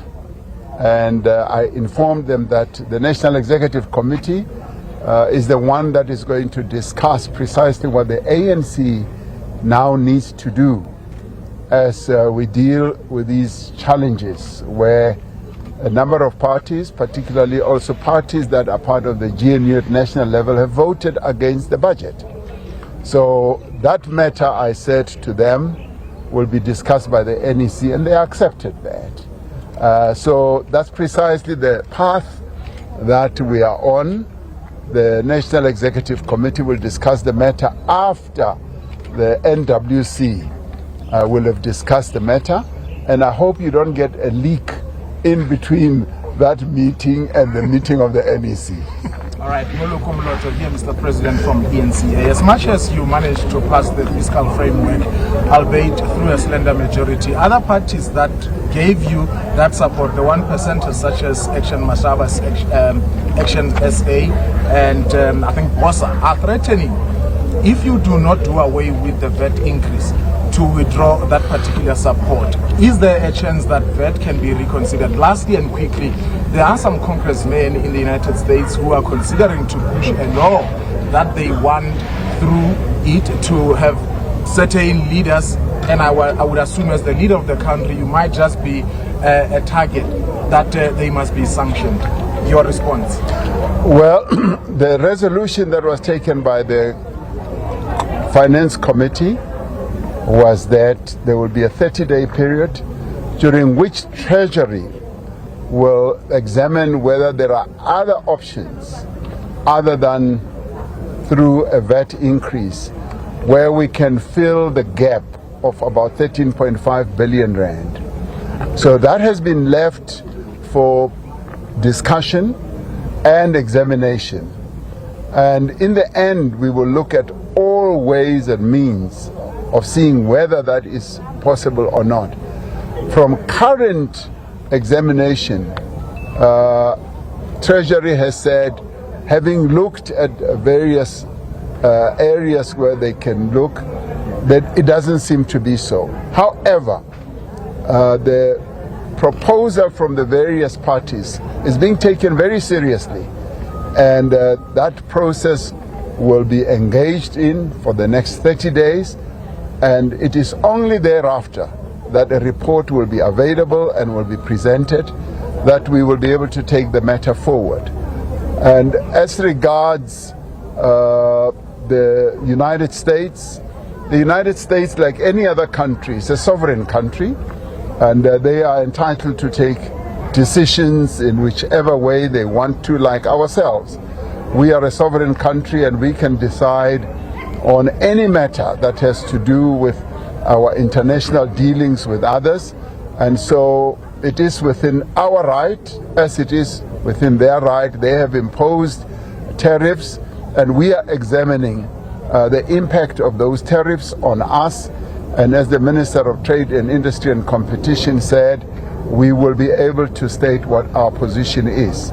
So in the end, these are matters that we are going to continue dealing with in a very responsible and very, very proper manner.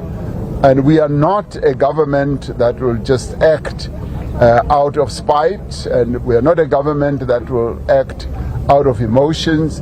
Everything that we do, we examine very carefully and look at the implications and the impact. So that is exactly what we are going to do. Thank you. Mr. President, Samkelo from the SABC. 3 questions on my part, Mr. President. The first. Make them short. Very short. The first. Which is this big business that has written to the ANC and to the Democratic Alliance trying to save the GNU and for the DA to remain within the GNU? Is big business trying to dictate the political terms and negotiations of the political trajectory of the country? Then lastly, seemingly very bad things are happening in the United States of America. Just your views on the protests that were there in the United States yesterday against President Donald Trump and billionaire friend Elon Musk. How does that look to fare, particularly in the relations of South Africa and the people of the United States of America, knowing the posture that President Donald Trump has taken? Thank you. Well, a number of business people have written a letter to both myself and John Steenhuisen, the leader of the Democratic Alliance. And I can say that business does not dictate what happens. One in government does not dictate what happens in the ANC that I lead. We take our own decisions based on our considerations of everything that will advance the interests of our people. But of course, like any other citizen, they are entitled, as any citizen is entitled, to express their views, their wishes and their fears. And all of us here as South Africans, we have views and fears and aspirations. So they too are entitled to do so. But in the end, I want it to be clear that the ANC will not be influenced by what business says. We are principally influenced by what our people say. And so we are not under pressure from business or whoever. If we are under any pressure, it is pressure that comes from our people, and our people as a whole, not only ANC members. And the pressure that comes from our people is about poverty, it's about inequality and unemployment. And those are the issues that influence our decisions. And so therefore we have to heed what our people are saying. As regards what is happening in the United States, we have noted and we have seen some of those demonstrations And these are matters that are happening in the United States. And we will therefore not be opining on what happens in other countries, as we don't believe that it's correct for anybody to be opining on what happens in our own country, because we don't want to interfere in what is happening in other countries. They are a sovereign country, and they must deal with their own challenges as we deal with our own challenges. And that is as far as we can go about what we are observing. The last one? No, there's a last one. Hello, Mr. President. My name is Tando from Business Day. You did say that you are not influenced by big business in terms of what goes on in the political space. But considering that the big business is such a big and relevant stakeholder, how much of a role are their pleas being considered in that the GNU should remain intact?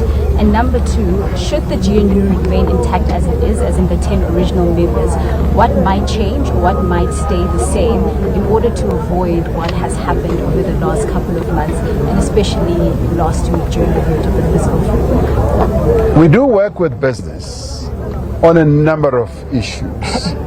We have been cooperating with business as we execute our reforms, because they have a role to play.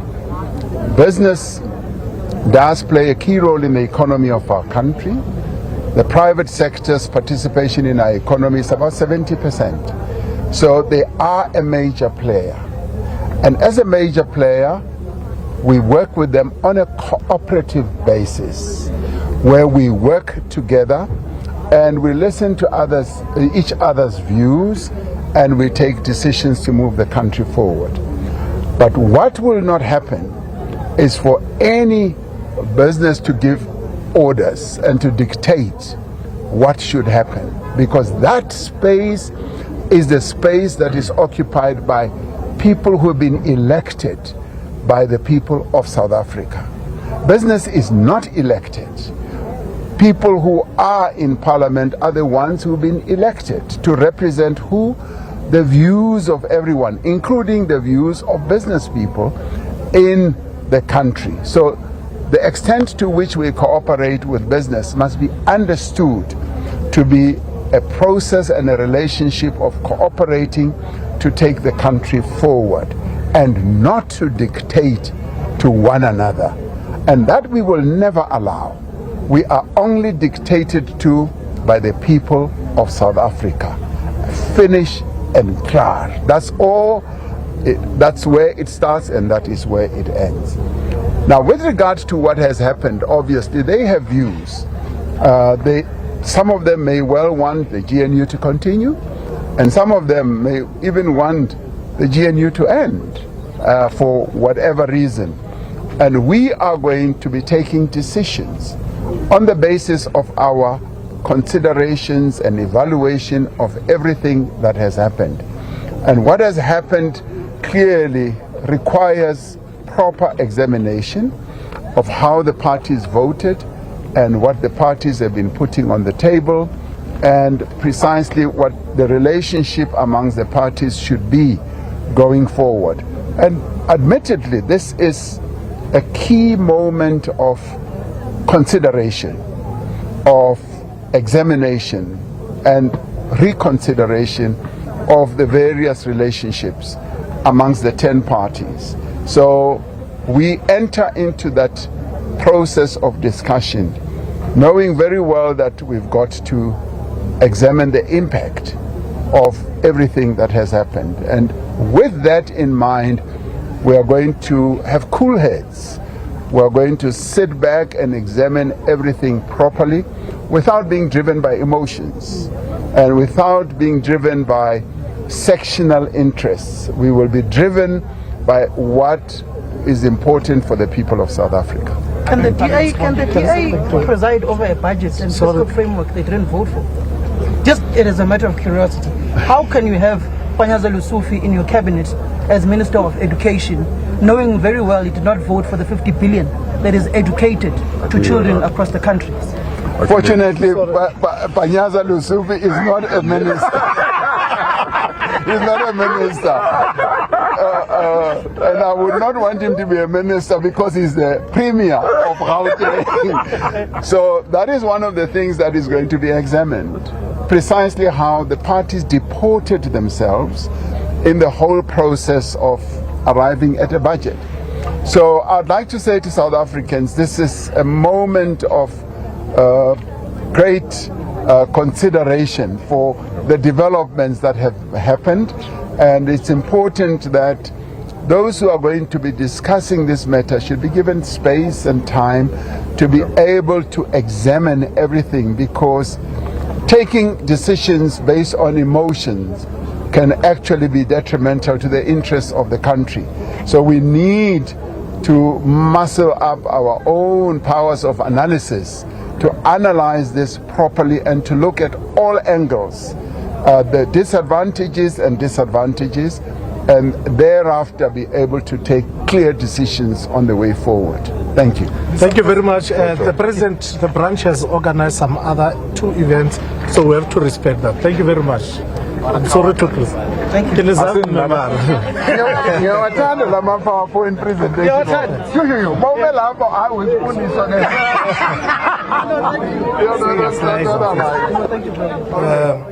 All right, that is the ANC President Cyril Ramaphosa is out in Klipspruit West in Soweto, where he's being briefed by the leadership of his party there in that area. And naturally, the conversations around what is happening with the government that he leads were always going to come up. I want to take one quote from that briefing that he was just giving now to members of the media. The president describing what is happening with the government of national unity as, quote, "This is a key moment of consideration, examination, and reconsideration of the various relationships between the 10 parties," end quote. Talking about the 10 parties, of course, that make up the government of national unity, but saying that it will be done responsibly between the political parties, outlining that this will serve before the ANC's National Executive Committee after it has served before its National Working Committee. That meeting will be taking place tomorrow. So lots coming out of there that is of impact and import in terms of national developments and the governance of the country, relationships with the United States, all of that having come through. Look out for more of this story within this show, but also throughout the day here on SABC News.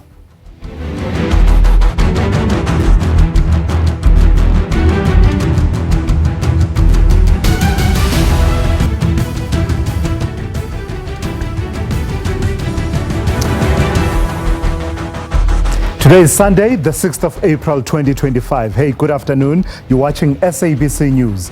This is the week ahead on SABC News. I want you to let us be your global positioning system, your GPS, telling you where the story stands and where it will go in the coming week. So, let's get started.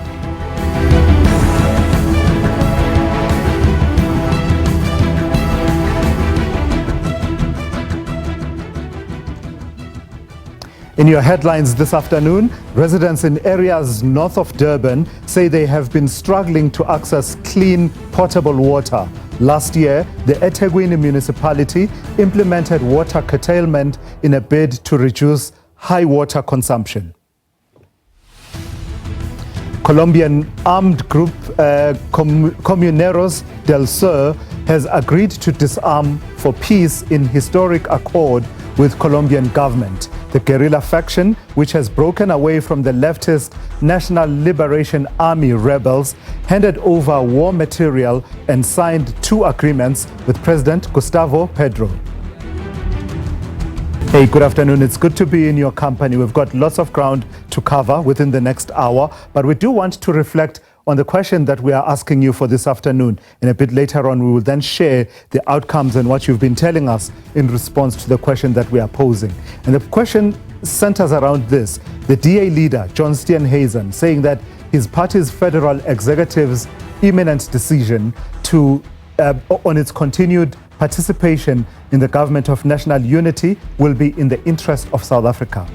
The party had earlier said that the ANC securing passage of the budget through other parties' support would make their continued stay in government to to be untenable. So the question, as you see it there reflected on your screen, should the DA stay on in government and be part of implementing a budget they don't support, or should they walk away and rejoin opposition ranks? That is the question. Please do weigh in, and I look forward to hearing your inputs and your insights on that question. And in fact, it's a question that a few minutes ago the president was being asked by our own Samgele Masego about what will happen now that there's been this voting on the fiscal framework and revenue proposals in Parliament, which the DA did not support. Let's turn back now to politics, and the ANC President Cyril Ramaphosa visiting Ward 11 in Klipspruit West in Soweto today. And the purpose of that visit has been for him to be briefed by the zonal committee leadership in the area. SABC News's Samgele Masego is following the president and joins us now for a live update. Samgele, good afternoon. So the president was there to be briefed and given an update by the zonal leadership, but naturally the pressing issues of the moment were always going to come up. Start by telling us, Samgele, what he's saying about the continued participation of the Democratic Alliance in the government of national unity, and what his thinking is about the viability going forward of this GNU.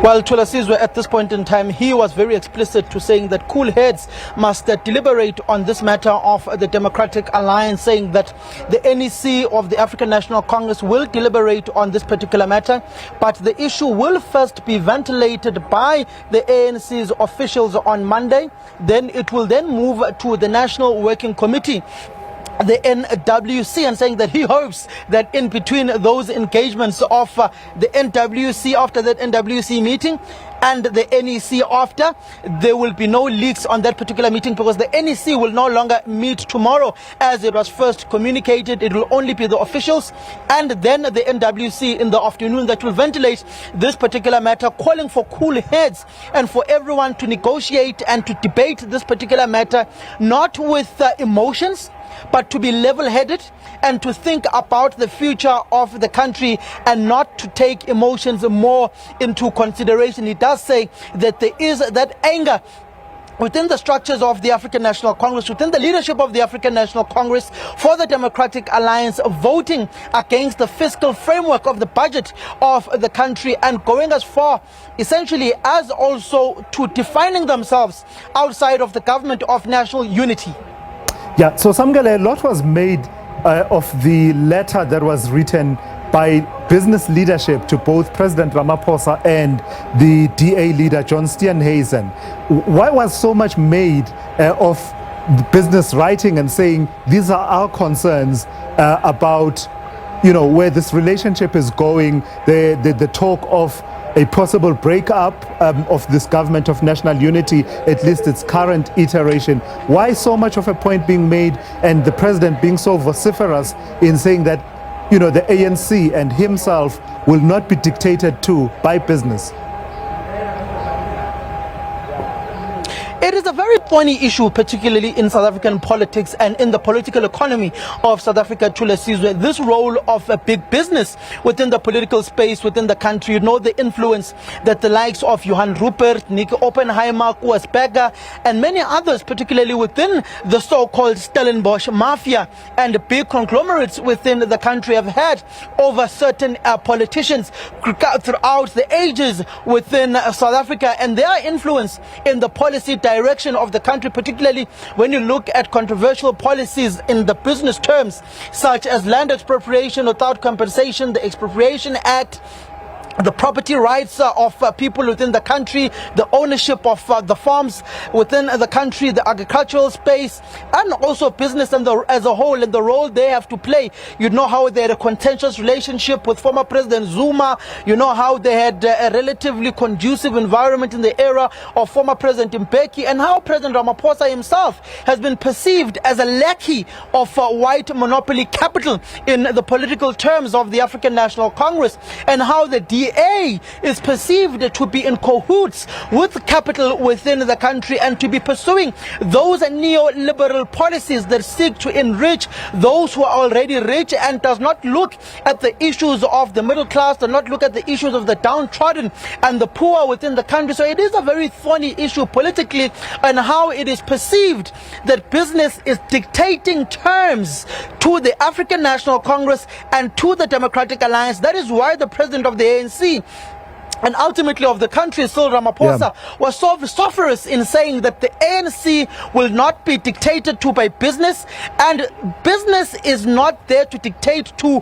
politicians, and business is not elected, and certain spheres are left to elected representatives to decide the political trajectory of the country, and not to those whom are in big corporates. Yeah, I mean, Samgele, him going as far as to say, and I quote here, "We are only dictated to by the people of South Africa, finish and clear." It just suggests to me, and I'm now really keen to see that letter. What is in that letter that made them feel that they were being dictated to by business in this particular instance? Lastly, Samgele, update us on what the president has had to say about the relationship with the United States and how to approach that going forward.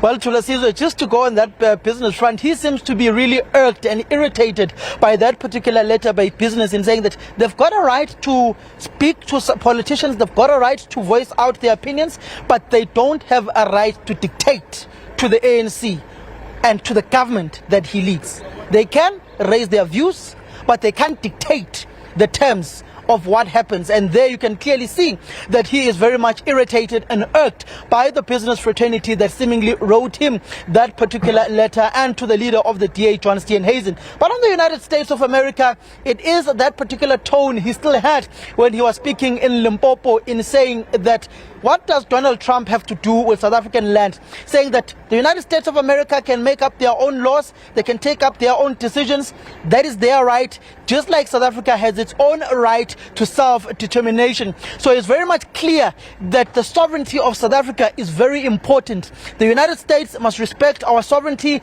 and South Africa will also respect the sovereignty of the United States of America. He did not want to dwell too much and some of the points that are being raised by some of the governors in the United States of America, in saying sanctions must be brought against certain ANC leaders like himself, in saying that they must review their relationship with South Africa. He simply said, you've got your rights, pursue your own rights, respect our sovereignty, we'll respect you.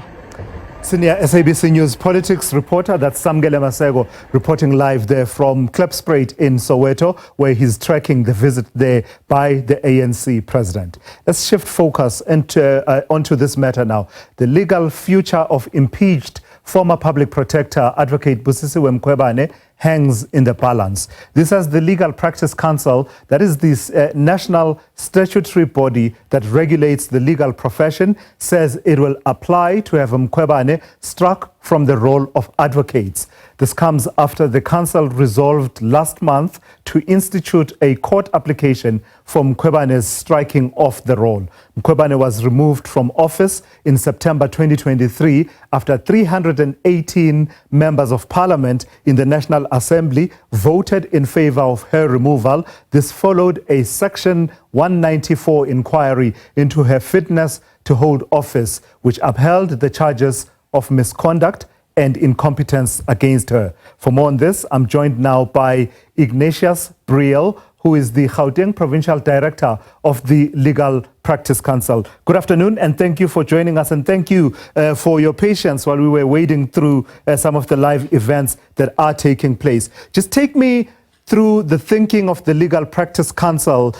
Striking off the role of practicing legal practitioners, in this case of advocates, is severe consequence for a legal practitioner. What has brought you to this point where you believe this is one of those cases where you will be seeking an application for Advocate Mkhwebane's striking off?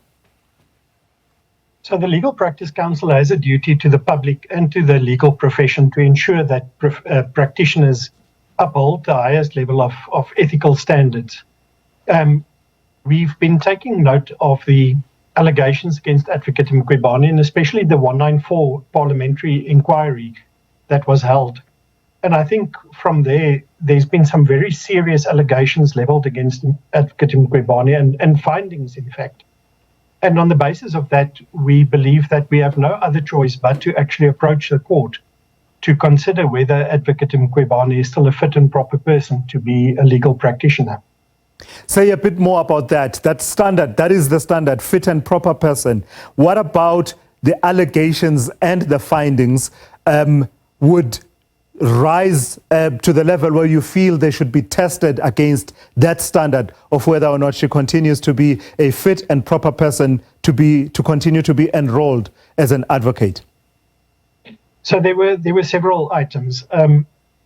Firstly, on on the SARS investigation, I think there's a court finding or ruling where the court actually said that Advocate Mkhwebane failed to properly understand the law and apply the relevant law to the matter. That's the same issue on the CR17 report. There's been findings made against Advocate Mkhwebane by the committee to indicate that she actually was dishonest in much of her dealings with the matters that she investigated. And then further also the allegations against her of not being impartial when she deals with the investigations. And that is a theme that kept on coming up in a lot of these investigations that were held by the parliamentary committee. I do not imagine that, without preempting what she will do, I don't imagine that she will not oppose this particular application. What do you need to do to ensure that your case prevails before court? So I think one thing that needs to be very clearly understood, it's not for the LPC to prevail in court. The role of the LPC is purely to bring the evidence to court. The court is ultimately the body that has the authority to make a finding on fit and proper. And as such, what the LPC needs to do is to make sure that the evidence is presented to court in a fair and unbiased manner, and for the court then to reach its own conclusion on the matter. And then tell us about the consequences here, Mr. Briel, of being struck off the role of advocates. If at the end of it, the court makes the finding that agrees with what you'll be putting before the court, and her name is struck from the role of advocates, what are the consequences for Advocate Mkhwebane? So look, I think that the primary consequence would be that she wouldn't be able to use the title advocate anymore. She wouldn't be able definitely to practice as an advocate. And unless the court deems appropriate, that's to order any other kind of sanction, that is about the extent of it. But I mean, this is the ultimate sanction for a legal practitioner, to be deprived of your ability to work as a practitioner. Just lastly, Mr. Briel, this is something that you do quite regularly with regard to legal practitioners, both attorneys as well as advocates. But I'm wondering if there's an added element that comes with the fact that the position that she held in the relevant period was a position in the public domain, part of the execution of our democratic dispensation and systems of checks and balances. Does that in any way weigh in terms of perhaps what you believe the level of trust that the public was entitled to have in her and her competence and fidelity really to the Constitution? Does that not feature at all, or is it a feature such that other legal practitioners who take up positions in public service, as she did, have to keep that in mind at the back of their minds, that while it doesn't constitute a standard on its own, it does come with certain levels of expectations? No, I think definitely you're right. If you look at the Legal Practice Act and the preamble to the Legal Practice Act, it makes it very clear that one of the functions of the Legal Practice Council is to actually uphold the democracy of the country, to ensure fair and competent legal practitioners in the country to serve the members of the public. Due to the position that she held, I think, she was even held to a much higher standard. So it's definitely something that people need to be concerned about and take cognizance of. So lastly, what are the next steps? Where do we stand now? We're talking about that you will apply. Where does that process stand at the moment? Right. So during March, the National Council actually concluded, after considering all the relevant factors, they concluded that we need to approach court for an application to strike Advocate Mkhwebane. The papers to apply for the striking should be issued within the next 2 weeks, thereabouts. And then it's up to Advocate Mkhwebane whether she's going to oppose the matter or whether she won't oppose. Right. Obviously, if she does oppose, the matter might drag out for a number of years. All right, I've got to thank you for your time this afternoon. That's Ignatius Briel, who is the Gauteng Provincial Director of the Legal Practice Council, telling us about the processes that they will be undertaking to apply for the striking of the role of advocates of the now impeached former public protector, Advocate Busisiwe Mkhwebane. Speaking of her then, we did try and reach out to her to see if she would comment on these developments, but without any luck, we could not get her to come on and speak to us this afternoon. You're watching The Week Ahead here on SABC News. Do stand by for us. We have a lot more coming for you in the next few minutes.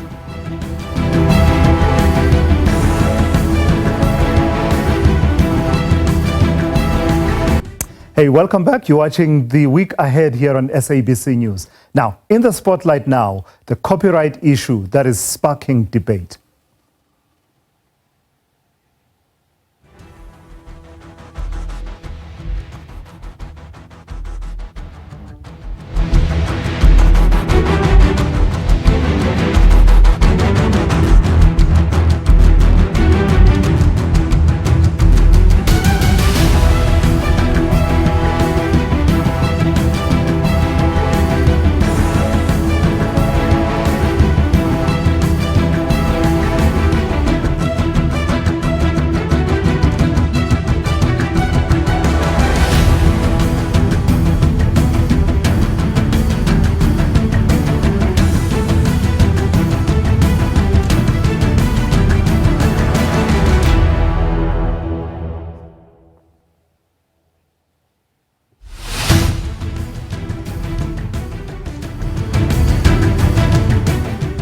Now imagine pouring your heart and soul into a song only to have someone else claim ownership of it.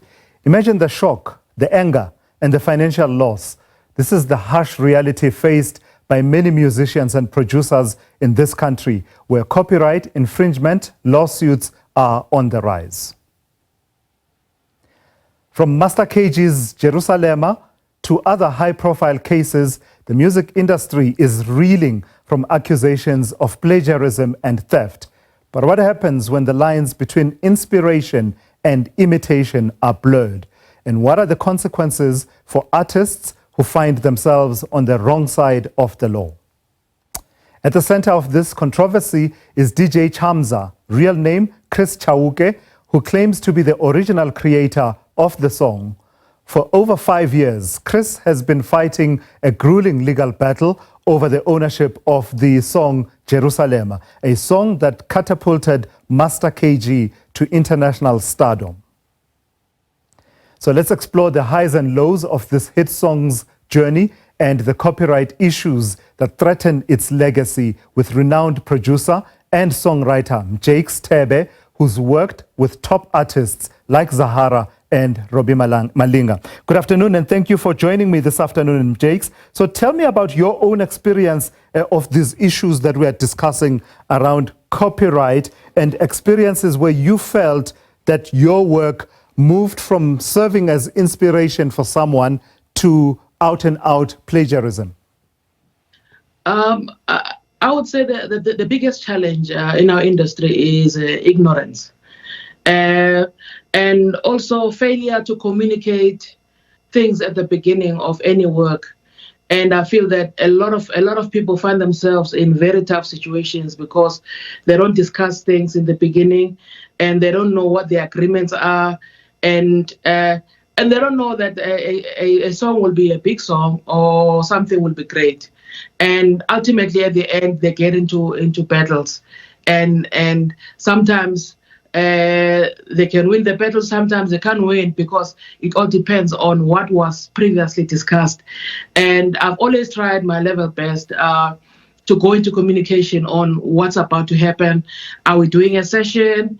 Are we doing are we just being creative? Then after we're being creative, what's the plan? So all of those things are very important when it comes to songwriting. And what are the common manifestations of plagiarism that you have observed? Is it mainly issues of sampling without permission, or issues of translating? Because a song like Jerusalem became international, and one imagines that it was translated in many regions of the world. In what ways does it usually manifest itself? Plagiarism is if you do something without an agreement or without getting permission, then it becomes a big problem, because for you to translate something that exists, you need to get permission from the original writers or the publishers of the material, and then you can do the translation of the material. So all of that also depends on what you have used from the song, and who owns the part that you have used from the song. Then those agreements can be a big matter of contention. Yeah, say a bit more about that. What you have used in the song, and I hear the sentence you say, and who owns what you have used in the song. It suggests to me that in any song that I would be listening to as an ordinary person, various people have various rights that apply in as far as that song goes. Would I be correct in understanding it that way? Yes, like for instance, especially when it comes to Mapiano, it's a big problem, because there are a lot of samples, a lot of bits and pieces of music that are available that are shared in the industry, right? And a lot of it, we don't know where it comes from. It's like you find whatever it is that you find, it's a piece of a vocal that you find and you've shared, and has been, sometimes it's been used by 1,000 people, but it depends on where it's used, where it can cause problems, because sometimes you can hear something of yours that's been used and you feel like, oh, okay, that sounds like mine, but sometimes it's a big deal, sometimes it's not. It becomes a big deal when it's a huge song, and you know that this is my audio, and the question becomes that, are you the one who made it available, or was it sampled without your permission? Because sometimes, most of the time, people don't even know where a vocal sample comes from. Like, because there are a lot of samples in Mapiano that are used, and most of the time people don't even know who is that, whose vocal is it, unless it was a popular sample, like maybe a Big Nas sample where you can hear, no, this is Mampinja. Yeah. And then, but the young guys who make beats often don't really go into a deep thought and discussion on if I use a Boogalove sample here or a Mampinja sample, will there be trouble, or is it something that's available for everybody to use? Is it free use, or is it copyright owned, or whatever? So that's where the problem arises most of the time. All right, I've got to thank you for joining me this afternoon and sharing your insights and really getting the conversation going around issues of copyright. It is quite a bit of a minefield, at least legally, as you heard there from renowned producer and songwriter Mjakes Tebe there, who has worked with top artists like Zahara and Robbie Malinga. Stand by. In the next few minutes, we have more for you, and we'll be telling you about, in fact, we're going straight to the story. In a world where social media reigns supreme, one platform has been at the center of controversy, and that platform, TikTok. With its massive user base and Chinese-owned parent company ByteDance, the app has become a national security concern, at least in the United States. The clock is ticking in that country with a critical deadline looming. So, will TikTok find a buyer, or will it face a US ban? The Trump administration has extended the deadline for a second time, but the pressure is mounting. Amazon, Microsoft, and even Elon Musk have thrown their hats into the ring as potential buyers. But what does this mean for the future of social media, and what are the implications for users? So joining us now is tech journalist and IT Web News Africa editor, Sam Mungadze, who's been following these developments and joins us now to take that conversation forward. Good afternoon, and thank you for joining me.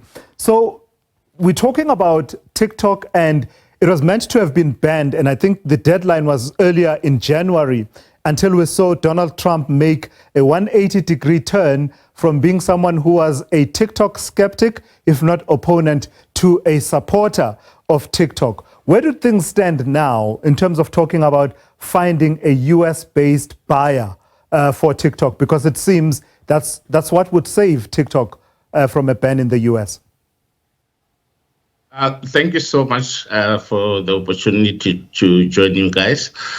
Look, I think there's the new development around the sale of TikTok is on Thursday. I think President Trump announced another 75-day extension, which goes up to June, to try and find a new buyer for TikTok. Because according to the US government and the senators, basically, the House, they believe TikTok possesses a threat, a national concern, because of they allege that the Chinese official may gain access to its massive collection of user data, which Beijing obviously rejects. So that's where we are at the moment. And some of the names that I mentioned, Amazon, Microsoft, and even Elon Musk, how serious are these bids, if we can call them bids, or it's just signaling at this point? The bids are serious. Everybody wants it's because TikTok is actually it's a big deal in terms of social media. A lot of companies are benefiting from using TikTok. A lot of jobs have been created using TikTok for content creators. So everybody wants rather is looking to have a bite on TikTok. So it's something that is everybody's interested in. It's a platform that has got a future, and it's a platform that people are interested in getting a bite on. So what are the likely consequences of that attempt to get a US-based shareholder and buyer for TikTok, at least in the United States? Would that have an impact in how users experience the platform and the amount of influence that those US buyers would have in how the platform is experienced, firstly in the United States by users, but also across the globe by users around the world? I don't think the US decision will affect the TikTok users across the world. It's just US based in that country. The rest, I think, it will remain the same. Nothing has changed, and no any other country has put any objections to TikTok, I think, at the moment. So as it stands right now, whatever happens in the US, I don't think it will affect TikTok globally. But take me back to the concerns, the national security concerns. We live in an age where all of these apps and, the tech companies hold a massive amount of data that we freely give them. Whenever they say we use cookies, for example, that's us consenting to say, yeah, store some, different data, some personal, some peripheral in terms of our personal information. Tell me about the concerns. What is it about TikTok that concerned the United States to bring us to this point where we are talking about them insisting that it should find a US buyer or a US investor?